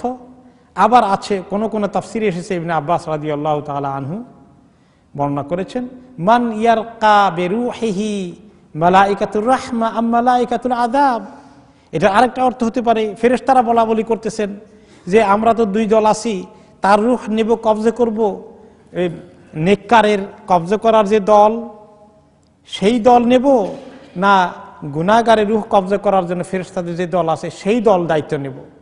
যদি নেককারের দল দায়িত্ব পায় তাহলে রূহটা একটু আরাম আসানে যাতে হয়, কষ্ট কম হয়, অনেক আদব সাথে অনেক এহতেরাম করে সম্মান করে নেককারের রূহকে কবজা করা হয়। আর যদি গুনাহগার হয়, কাফের বেদিন হয়, তার রূহকে অত্যন্ত হিউমিলেটেড ওয়েতে টর্চার করে করে তারা তার রূহকে কবজা করে, তাকে পিটায় পর্যন্ত। কোরআন শরীফে আছে যে তার পিঠের মধ্যে পিটায়, তার পাছার মধ্যে পিটায় ফেরেশতারা, তাকে পিটায়। এমনকি যারা ডেড বডিকে যারা ধোয়ান, একজন বড় আলেম কিসেমের লোক সৌদি আরবে আমাদেরকে একবার তালিম দিতে গিয়ে বলতেছিলেন, কোনো ব্যক্তির নাম নিয়ে বলা নিষেধ, কিন্তু যদি শিক্ষার জন্য বলা হয়, বলা যে অনেক লাশ আমাদের কাছে ধোয়াইতে আসে। আমরা একবার ইমাম ট্রেনিংয়ে গিয়েছিলাম সৌদি আরবে, তখন আমাদেরকে এই ফিউনারাল সার্ভিসের ওই যিনি ডাইরেক্টর সাহেব, খুব ভালো আলেম, তিনি আমাদেরকে ওই কাফন মাউত এগুলো ব্যাপারে ট্রেনিং দিচ্ছিলেন এবং বলছিলেন তখন যে গুনাহগারদের যখন লাশ আমাদের কাছে আসে বা কোনো কিছু লোকের, আমরা দেখতে পাই তাদের শরীরে অনেক বাড়ির পিটানোর চিহ্ন আছে, দাগ, কেউ তাকে খুব পিটাইছে মনে হয়। এবং বললেন কোরআনের আয়াত রিলেট করে যে এই কোরআনের আয়াত যে বলছে তাদেরকে এইভাবে পিটানো হয়, এটার প্রমাণ আমরা পেয়েছি ডেড বডির মধ্যে। তাহলে এরকম করে যখন কোন দল আসবে তাদের রূহ কবজা করতে, কিলামান রাক, কে রূহ নিয়ে যাবে আল্লাহ তাআলার কাছে, মালাইকাতুর রাহমা নাকি মালাইকাতুল আযাব, এটাও তাফসিরে এসেছে। এরপরে তার এই মৌতের সেই সময়ের কথা আরো বলা হচ্ছে, ওয়াযান্না আন্নাহুল ফিরাক। এইরকম রূহ যখন এখানে চলে আসে, টানাটানি শুরু হয়ে গেছে, সাকরাত আরম্ভ হয়ে গেছে, এখন নিঃশ্বাস কিরকম করে দেখছেন তো, একদম হেভি সাকরাত যাদের হয় তাদের নিঃশ্বাস কিরকম লম্বা হয়, কিরকম, কারা কারা দেখছেন বলেন তো, হাত তোলেন একটু। মাত্র অল্প কয়েকজনে দেখছেন? আমি দেখতে পাচ্ছি, দেখেছি, দুই একটাকে দেখার তৌফিক হয়েছে। সুবহানাল্লাহ। নিঃশ্বাস যখন দেয় বুক প্যাট এরকম এত নিচে নেমে যায়, এত লম্বা টান, এত লম্বা টান, আবার উঠে, আবার নামে, আবার উঠে, মনে হয় এরকম করে কি পাম্প করতেছে, কোনো মেশিন টেশিন নাই, মানুষ এরকম লম্বা নিঃশ্বাস। হালকমের এখানে চলে এসেছে, এখন এটাকে বের করা হবে। ওই সময়ে তখন কাফের বেদিন গুনাহগার অপরাধী যেগুলো আছে তারা টের পেয়ে যায়, ওয়াযান্না আন্নাহুল ফিরাক, যে এইবারে তো শেষ, আর কোনো উপায় নাই মুক্তি পাওয়ার, বাঁচার আর কোনো রাস্তা নেই। সে বুঝতে পারে তার দিন শেষ হয়ে গেছে। ওয়াযান্না আন্নাহুল ফিরাক, সে নিশ্চিত হয়ে যায়। এই জন অর্থ ধারণা নয়, অনুমান নয়, এই জন অর্থ ইয়াকিন। তার ইয়াকিন হয়ে যায় ফিরাক, এই পৃথিবী ছেড়ে তাকে চলে যেতেই হবে, আর থাকতে পারবে না চেষ্টা করলেও।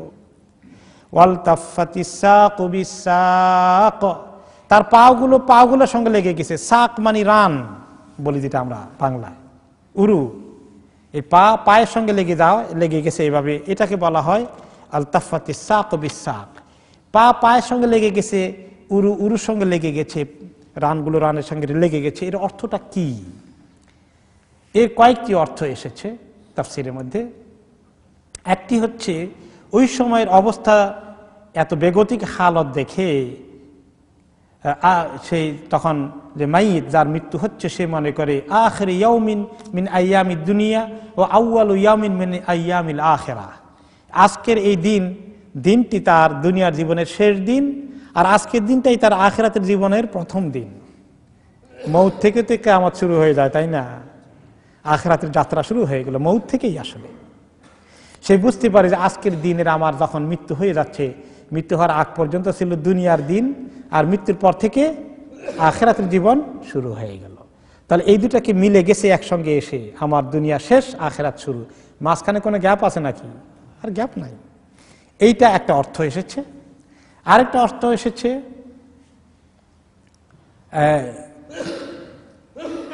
আল আমরুল আযীম বিল আমরিল আযীম, বালাউন বে বালা, যে বলার পরে বলা এসে এমনভাবে বলা মুসিবত এসে গিয়েছে, কঠিন বলা মুসিবত হয়ে গেলে মানুষ নিজেকে যেভাবে গুটিয়ে ফেলে, মানুষেরা নড়াচড়া নাই, পায়ের সঙ্গে পা লেগে ভয়ে একদম একেবারে জড়সড় হয়ে যায়, সেই কথার বর্ণনা এখানে এসে ভীষণ ভয় পেলে, কঠিন পরিস্থিতি দেখলে মানুষ যেভাবে জড়সড় হয়ে যায়, তার পা পায়ের সঙ্গে লেগে এভাবে জড়সড় হয়ে গেছে বিপদের, এই মৌতের সাকারাত এবং তারপরে পরবর্তী পর্যায়ের পরিস্থিতি সম্পর্কে টের পেয়ে তার এই মানসিক অবস্থা হয়ে গেছে। এটাও কোনো কোনো তাফসিরে এসেছে। অন্য কোনো তাফসিরে এসেছে আই লাফুহু মাহফিল কাফন, ফিজিক্যালি যখন তাকে কাফনের মধ্যে পেঁচানো হয়, এক পায়ের সঙ্গে আরেক পায়ের গ্যাপ কদ্দূর থাকে, লেগে যায়। এখন আর বীরত্ব দেখিয়ে বাহাদুরি দেখিয়ে আর লাফালাফি করার সুযোগ আছে, লম্ফ জম্প দেওয়ার সুযোগ আছে, বীরের মতো হাঁটার সুযোগ আছে, সব শেষ। এখন তার নিজের চলারও আর কোনো ক্ষমতা নাই, পায়ের সঙ্গে পা লেগে তাকে সোজা করে কাফন দিয়ে পেঁচিয়ে দেওয়া হয়েছে। সেই দিন তার এসে গেছে, তার মৌত হয়ে গেছে। এটাও কোনো কোনো তাফসিরে এসেছে। এবং কিভাবে হয়, ইজতেমা, অন্য আরেকটি তাফসির এসেছে ইজতেমা আলাইহি আমরান, দুই মুসিবত তার উপরে এসে গেছে। আন্নাস ইজাহিজুনা জাসাদাহ ওয়াল মালাইকাতু ইজাহিজুনা রূহাহ, মানুষ তার শরীর নিয়ে দৌড়াদৌড়ি করে, আর ফেরেশতারা তার কোনটা নিয়ে দৌড়াদৌড়ি করে? রূহ নিয়ে দৌড়াদৌড়ি করে। মানুষ মৌতের আগে কি করে? আহারে তাকে হাত পা সোজা করে দেয়, একটু পানি খাওয়ায়, এগুলো সব রুহের কারবার চলতে, এই শরীরের কারবার চলছে। তারপরে মৃত্যু হয়ে গেলে এটা নিয়ম হলো যে তার নাকটাকে একটু সোজা করে দেওয়া, তার মুখটাকে এভাবে মিলিয়ে দেওয়া, হাত দিয়ে চোখগুলোকে এরকম করে মিলিয়ে দেওয়া, বন্ধ করে দেওয়া। তা না হলে হয় অনেক সময় মৃত্যু হয়ে গেছে, চোখে এরকম হাঁ করে আসে, দেখতে একটু বিদঘুটে লাগবে, মানুষ ভয় পেয়ে যাবে, তার কাছেও যাবে না। এই জন্য রাসূলুল্লাহ সাল্লাল্লাহু আলাইহি ওয়াসাল্লাম যখন সাহাবী আবু সালামা রাদিয়াল্লাহু আনহু ইন্তেকাল করলেন, তিনি তাকে দেখতে গেলেন খবর পেয়ে, এবং তিনি তার শরীরে নাকটাকে সোজা করে দিলেন, চোখটাকে এভাবে ঢেকে দিলেন, মুখটাকে মিলাই দিলেন, আর একটা কাপড় দিয়ে ঢেকে দিলেন। আর চোখটা ঢেকে দেওয়ার সময় বললেন যে মানুষ যখন তার রূহ চলে যায়, শরীরটা এই রূহকে এভাবে দেখতে থাকে, এই দেখার কারণে তার চোখটা খোলা হয়ে থাকে। তোমরা মাইয়িতের পাশে থাকলে তার চোখ দুটোকে বন্ধ করে দিও। এক সময় আমাদের সবার জীবনে আসবে, সবার জীবনে আসবে। কি কঠিন সময় আসতে পারে, তার জন্য কি প্রস্তুতি নেওয়া দরকার। তো মানুষ তার শরীর নিয়ে টানাটানি করে, তাকে চাদর দিয়ে ঢেকে দেয়, তাকে কোথায় দাফন করবে এগুলো নিয়ে দৌড়াদৌড়ি করে। কিন্তু আর ফেরেশতারা দৌড়াদৌড়ি করে রূহ নিয়ে আল্লাহর কাছে নিয়ে চলে যাচ্ছে। আল্লাহ তাআলার কাছে নেওয়ার পরে তার যদি কিসমত ভালো হয়ে যায়, তাহলে তার জন্য আসমানের দরজা খুলে যাবে। সাহাবীরা বলবেন, ফেরেশতারা বলবেন মউতের ফেরেশতাদেরকে, কার রূহ নিয়ে এসেছ? এত সুগন্ধ আসতেছে, এত কার রূহ নিয়ে আসছ? ও অমুকের রূহ, অমুক নেককারের রূহ নিয়ে এসেছে। আল্লাহ, এই নেককার ইন্তেকাল করে ফেলেছেন, ওয়েলকাম। দরজা খুলে দিচ্ছে, সব দরজা খুলে খুলে আল্লাহ তাআলার কাছে তার লিস্ট লেখার জায়গা আছে, তার লিস্টে তার নাম ঢুকানোর জায়গা আছে, ইল্লিয়িন, সেখানে নাম রেকর্ড হয়ে যায়। তারপরে আল্লাহ তাআলা বলে দেন, আমার বান্দা রূহকে সেখানে নাম লেখানোর পরে কবরে নিয়ে যাও, শরীরের কাছে মিলাই তার সওয়াল জবাবের পর্যায় শেষ করুক। আর যদি গুনাহগারের রূহ হয়ে যায়, তাহলে ফেরেশতারা জিজ্ঞাসা, কার রূহ নিয়ে আসছে, এরকম দুর্গন্ধ আসতেছে? তখন বলে অমুকের ছেলে অমুক বড় ক্রিমিনাল, গডফাদার, মস্তান। কয়, ইয়া আল্লাহ, জালিমকে নিয়ে আসছো, জালিমের মৃত্যু হয়ে গেছে, তার জন্য দরজা খোলা হবে না। সেখান থেকে কোনো দরজা খোলা হয় না, এবং শেষ পর্যন্ত মউতের ফেরেশতা তার রূহকে জোরে আছাড় দেন। আছাড় দিয়ে তার রূহকে ওই সিজ্জিন, একেবারে 7 তবক জমিনের নিচে যেখানে লিস্ট আছে সেখানে নাম লেখানো হয়, এবং পরে কবরে আনা হয় তার সওয়াল জবাবের জন্য। তো এই যে পরিস্থিতি আসছে, ওয়ালতাফাতি সাকু বিসাক, ইজতামা আলাইহি আমরান, এই দুটো জিনিস তার সঙ্গে এসে গেছে। ফেরেশতারা তার রূহকে নিয়ে তাদের কাজ করছেন, আর মানুষ তার বডি নিয়ে টানাটানি করে শেষ পর্যন্ত কীভাবে কবর টবর দেওয়ার ফাংশনগুলো শেষ করছে। এই দুই জিনিস একসঙ্গে এসে গেছে, ওয়ালতাফাতি সাকু বিসাক। এটা আরেকটি তাফসীর। ইলা রাব্বিকা ইয়াউমা ইযিনিল মাসাক, আপনার রবের কাছে আজকে তাকে নিয়ে যাওয়া হচ্ছে। এতদিন তাকে আল্লাহ তাআলা একটু স্বাধীনতা দিয়ে দুনিয়াতে ঘোরাফেরা করার, কুফরি করার, সীমা লঙ্ঘন করার, ক্ষমতার গর্ব অহংকার দেখানোর, মানুষকে অত্যাচার করে নির্যাতিত করার কত পাওয়ার দিয়ে আমি একটু পরীক্ষা করে দেখেছি। আজকে তাকে ধরে নিয়ে যাওয়ার টাইম হয়ে গেছে। ইলা রব্বিকা ইয়াউমা ইদিনিল মাসাক, তোমার রবের কাছে আজকে তোমাকে ফেরত নেওয়া হচ্ছে, টেনে নেওয়া হচ্ছে।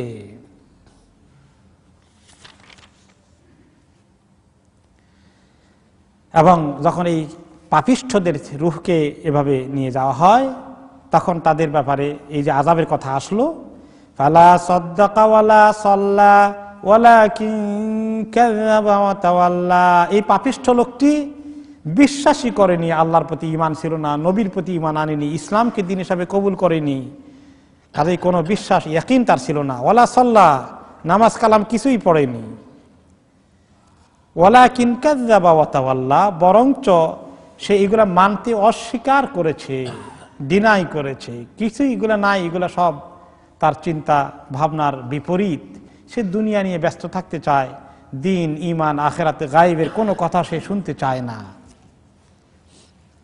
আর ওয়া তাওয়াল্লা, সে পৃষ্ঠ প্রদর্শন করেছে, ইসলাম থেকে নিজেকে মুখ ফিরিয়ে নিয়ে গেছে। ইসলাম তার দরকার নাই, ইসলামের কোনো দরকার নাই তার।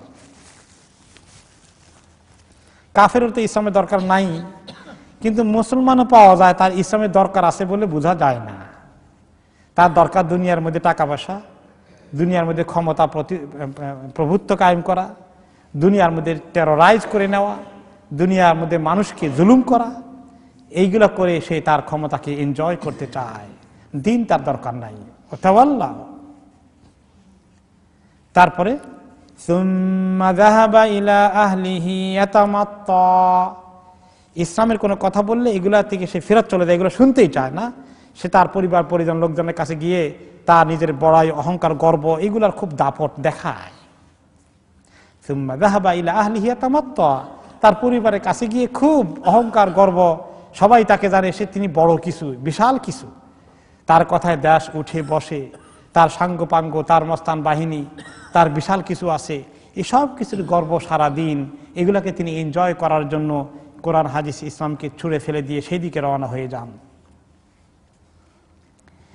আউলা লাকা ফাআউলা সুম্মা আউলা লাকা ফাআউলা, সে এই অবস্থা যে করে তাকে তখন বলা হয় আউলা লাকা ফাআউলা, এই কাজই তোমার জন্য উপযুক্ত, এই কাজের জন্যই তুমি ঠিক। আবার বলা হচ্ছে আল্লাহর পক্ষ থেকে আউলা লাকা ফাআউলা, এরকম সীমালঙ্ঘন করা, এরকম তাকাব্বর অহংকার দেখানো, এরকম ক্রাইম করা, এরকম মস্তানি করা, এটাই তোমার জন্য ঠিক হয়েছে, ভালো হয়েছে, খুব করো, খুব করো। তাকে এই কথাগুলো বলা হচ্ছে আল্লাহ তাআলার পক্ষ থেকে। যখন সে এরকম গুনাহ করে, ক্রাইম করে, এগুলো তাকে বলা হয়। তার অর্থ এই নাকি যে সে আসলে খুব ভালো কাজ হচ্ছে না। আল্লাহ তাআলা এরকম অন্যান্য আয়াতে বলেছেন, যেমন তাকে আরো থ্রেট দিতে গিয়ে আল্লাহ তাআলা জাহান্নামীদেরকে বলবেন, যুক ইন্নাকা আনতাল আজিজুল কারীম, জাহান্নামীরা কেমন মজা লাগে, যুক, আরো মজা চাও, আরো মজা নাও, তুমি অত্যন্ত সম্মানিত, আজকে খুব আমাদের প্রিয় পাত্র। জাহান্নামের কোন লোককে আল্লাহ সম্মানিত করবেন? খুব আল্লাহ তাআলা প্রিয় পাত্র নাকি? কেন বলা হচ্ছে এটা? তাকে আরো তিরস্কার করা, মানসিক কষ্ট আরো কয়েকগুণ বাড়িয়ে দেওয়া। অনেক সময় দেশের চোরকে ধরে পিটায় আর বলে যে খুব ভালো করে মেহমানদারি করতেছি, মজা লাগে তো, মজা লাগে, আর পিটায় আর বলে মজা লাগে। তো এইরকম আল্লাহ তাআলা জাহান্নামে আযাব দেবেন আর বলবেন, খুব আমাদের মহব্বতের পাত্র হয়ে আসছেন তো, আপনারা একটু ভালো করে মেহমানদারি করি। কুলু ওয়া তামাত্তাউ কালিলান ইন্নাকুম মুজরিমুন। অন্য আয়াতে আল্লাহ তাআলা বলবেন তাদেরকে, এই দুনিয়াতে বলছেন কাফেরদেরকে, কুলু, খাও, খুব খাও, বেশি করে খাও, ওয়া তামাত্তাউ কালিলান, আর একটু এনজয় করো, আরেকটু করো, আরেকটু করো, কদ্দুর করবা, ইন্নাকুম মুজরিমুন, তোমরা বড়ই ক্রিমিনাল, বড়ই অপরাধী, তোমরা এগুলা করার জন্যই পয়দা হয়েছে তোমাদের। তো এটা হচ্ছে ওয়াইদুন আলা ইসরা ওয়াইদিন কামা তাসমাউন, এটা তাদের জন্য ধমক আল্লাহর পক্ষ থেকে, চ্যালেঞ্জ। তোমরা কি করছো, চিন্তা করে দেখছো এই জাহান্নামে যাওয়ার কাজ যে করছো। একবার রাসূলুল্লাহ সাল্লাল্লাহু আলাইহি ওয়াসাল্লাম তার চাচা আবু লাহাবকে নসিহত করলেন, এই দ্বীনে দাওয়াত দিলেন, ইসলামের কথা বললেন। সেই তো মানে তার তাকাব্বুর দেখাইয়া খুব বেশি সীমালঙ্ঘন করা শুরু করে দিলে। কোন কোন জায়গাতে আসছে রাসূলুল্লাহ সাল্লাল্লাহু আলাইহি ওয়াসাল্লাম তাকে লক্ষ্য করে মনের কষ্ট প্রকাশ করে বললেন, আউলা আলাকা ফা আউলা সুম্মা আউলা আলাকা ফা আউলা, তোমার এই সীমা লঙ্ঘনটাই বোধহয় তোমার প্রাপ্য, এটাই বোধহয় তোমার জন্য ঠিক, তুমি এইটারই উপযুক্ত, করো, তুমি এই উপযুক্ত কাজ করতেই থাকো, দেখা যাক। তখন আবু জাহাল লক্ষ্য করে বলল,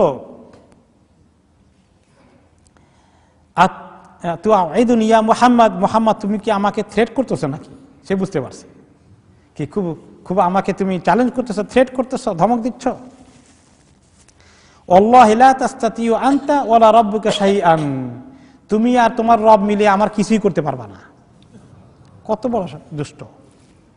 ওয়া ইনিল আযু মান মাশা বাইনা জাবালাইহা, এই দুই পাহাড়ের মাঝখানে যে মক্কা শহর আছে, এই মক্কা শহরে আমি সবচেয়ে সম্মানিত ব্যক্তিত্ব, তোমার খবর আছে, সবচেয়ে বড় পাওয়ারফুল ব্যক্তি আমি, তার তুমি আমাকে ধমক দাও?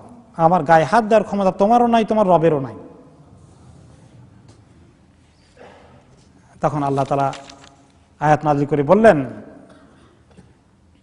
আয়াহসাবুল ইনসানু আন ইউতরাকা সুদা, মানুষ ক্রাইম করে করে মনে করে যে তাকে আপনি বেকার ছেড়ে দেওয়া হবে, তাকে দুনিয়াতে কোনো দায়িত্ব দেওয়া হয় নাই, আল্লাহ তাআলা তাকে কোনো উদ্দেশ্য নিয়ে সৃষ্টি করেন নাই, তাকে শুধু আনন্দ ফুর্তির করার জন্য সৃষ্টি করা হয়েছে, এবং আখিরাতে আল্লাহ তাআলা তার কোনো হিসাব নেবেন না, এগুলো সব সে মনে করে বসেছে। আফাহাসিবতুম আন্নামা খালাকনাকুম আবাসা ওয়া আন্নাকুম ইলাইনা লা তুরজাউন, তোমরা কি মনে করেছো যে আমি তোমাদেরকে এমনি সৃষ্টি করেছি আর আমার কাছে আশা লাগবে না, হিসাব দেওয়া লাগবে না? কেন সৃষ্টি করেছেন? ওয়ামা খালাকতুল জিন্না ওয়াল ইনসা ইল্লা লিয়াবুদুন, আল্লাহ তাআলার বান্দেগী করার, ইবাদত করার, আল্লাহ তাআলার ফরমাবরদার হওয়ার জন্য যে তাকে সৃষ্টি করা হয়েছে, এই কথা সেই মনে রাখে নাই, তার কোনো দায়িত্ব দেওয়া হয় নাই, আল্লাহ তাআলার ফরমাবরদারি করার জন্য তাকে কোনো দায়িত্ব দেওয়া হবে না, এইটা সে মনে করেছে। আর আখিরাতে কোনো হিসাবও দেওয়া লাগবে না, তাই সে মনে করেছে সুদা, এবং তাকে কোনো হাসরের ময়দানে উঠানো হবে না। এটা তার ধারণা ছিল অত্যন্ত ভিত্তিহীন কথা। বরঞ্চ তার উচিত চিন্তা করা যে তাকে আমি কিভাবে সৃষ্টি করেছি, কোন ছোট জিনিস থেকে তার সৃষ্টি হয়ে আজকে এত তাকাব্বুর দেখায়, এত সীমা লঙ্ঘন করে। আলাম ইয়াকুনু তুফাতাম মিন মানি ইউমনা, সে কি তার শুরু হয়েছে এই পৃথিবীর জীবনের এক ফোঁটা মনি থেকে, তীব্র গতিতে বেরিয়ে আসা মনি, পানি, নাপাক পানি, এই ফোঁটা পানি থেকে আল্লাহ তাআলা তাকে সৃষ্টি করেছিলেন। সুম্মা কানা আলাকাতান ফাখালাকা ফাসাওয়া, এই মনিটি তার মায়ের রেহেমে যখন পৌঁছে, আস্তে করে 40 দিনের ভিতরে এই মনিটা কি হয়ে যায়? একটি জমাট রক্তে পরিণত হয়। এই জমাট রক্তটা একটা রক্তের মানে রক্ত জমে গেলে যেরকম হয়, এরকম একটু রক্ত জমা রক্তের মতো 40 দিন কাটালো। তারপরে কি হয়ে গেল? মুদগাহ, আরো 40 দিনে একটি গোশতের টুকরার মতো হয়ে গেল তার অস্তিত্ব মায়ের পেটে। এরপরে কি হলো? তার একটা সেকেল, আস্তে আস্তে গোশতটার সাইজ হওয়া শুরু হয়ে গেল, একটু লম্বা হওয়া শুরু হয়ে গেল, হতে হতে মাথা, হাত, পায়ের সাইজ চলে আসলো। ফাখালাকা ফাসাওয়া, 4 মাসের ভিতরে তার স্ট্রাকচারটাকে আল্লাহ তাআলা কমপ্লিট করে ফেললেন। চামড়া হয়ে গেল, হাড্ডি হয়ে গেল, চুল গজানো শুরু হয়ে গেল, 4 মাসের মাথায় রূহ চলে আসলো। এইভাবে করে আল্লাহ তাআলা তাকে যখন মায়ের পেট থেকে আনলেন, তখনও তো সে অসহায়। মায়ের পেট থেকে এসে কি লাভ দিয়ে বলছে নাকি, বাবারে আমার কত শক্তি হয়ে গেছে? তখন তো ক্যাঁ ক্যাঁ করে কান্না করা ছাড়া তো কোনো উপায় নাই। কত অবুঝ শিশু, কত অসহায় হয়ে আস্তে আস্তে বড় হয়ে গেল। তারপরে জওয়ান হওয়ার পরে তার শক্তি এসে গেল, এরপরে তার ভিতরে নাফরমানির এই টেন্ডেন্সি গ্রো করলো। এই মনি পানি, নাপাক পানি, সেখান থেকে রক্ত, জমাট রক্ত, সেখান থেকে গোশতের টুকরা, সেখান থেকে আস্তে আস্তে হাড্ডি হয়ে স্ট্রাকচার হয়ে যে বেরিয়ে আসলো, ফাজআলা মিনহু যাওজাইনি যাকারা ওয়াল উনসা, এবং সেখান থেকে আল্লাহ তাআলা দুই ভাগে ভাগ করলেন। কিছু লোককে আল্লাহ তাআলা পুরুষ বানিয়ে দিলেন, আর কিছু লোককে আল্লাহ তাআলা মহিলা বানিয়ে দিলেন। কেউ ছেলে কেউ মেয়ে হয়ে পয়দা করলো, এবং এই ছেলে মেয়ে বড় হয়ে হয়ে তাদের মধ্যে আবার সুন্দর দাম্পত্য জীবন করার মতো নিয়ামতের জোগাড় করে দিলেন আল্লাহ তাআলা, একজন স্বামী একজন স্ত্রী। এইভাবে আবার পরবর্তী জেনারেশনের আসার ব্যবস্থা আল্লাহ তাআলা জোগাড় করে দিলেন, সেই পানি দিয়ে আবার এইভাবে মানুষ আসবে। এই যে প্রক্রিয়া আল্লাহ তাআলা করলেন, এগুলো দেখে কি তার কোনো হুঁশ হয় না? এগুলো কি তাকে মেসেজ দেয় না? আলাইসা যালিকা বিকাদিরিন আলা আন ইউহয়িয়াল মাউতা, এই প্রক্রিয়াটা, মায়ের পেট থেকে সন্তান কিভাবে দুনিয়াতে আসে, এই সিস্টেমটা দেখে দেখে চিন্তা করে মানুষ কি বোঝে না যে আল্লাহ তাআলা কাদের, তিনি কি সক্ষম নন এই মানুষকে দুনিয়ার জীবনে মরে যাওয়ার পরে আবার নতুন করে পয়দা করতে, আবার তাকে হাসরের ময়দানে উঠিয়ে আনতে? এটা কি আল্লাহ এর পক্ষে সম্ভব নয়? এটা কি তার বুঝ পয়দা হয় না যে নাই থেকে সে তার অস্তিত্ব এসেছিল, আবার নাই হয়ে গেলে আবার আনা আল্লাহ তাআলার জন্য মোটেই কষ্টের কারণ নয়। সে বলে আমি মরে গেলে, একেবারে মাটির নিচে চলে গেলে, গোশত চামড়া হাড্ডি পর্যন্ত মাটি খেয়ে ফেললে আমাকে আবার কে জিন্দা করবে? ওয়াহিয়া রামিম। তখন আল্লাহ তাআলা তার জবাবে বলেছিলেন, ওয়াহুয়াল্লাযী ইয়াবদাউল খালকা সুম্মা ইউঈদুহু ওয়া হুয়া আহওয়ানু আলাইহি। অন্য আয়াতে আল্লাহ তাআলা বলেছেন, সেই আল্লাহই তোমাকে প্রথম সৃষ্টি করেছিলেন, তিনি আবার তোমাকে দুবারা সৃষ্টি করবেন, হাসরের ময়দানে পুনরুত্থানের কাজ করবেন। ওয়া হুয়া আহওয়ানু আলাইহি, দ্বিতীয়বার করাটা তো আল্লাহর জন্য আরো সহজ।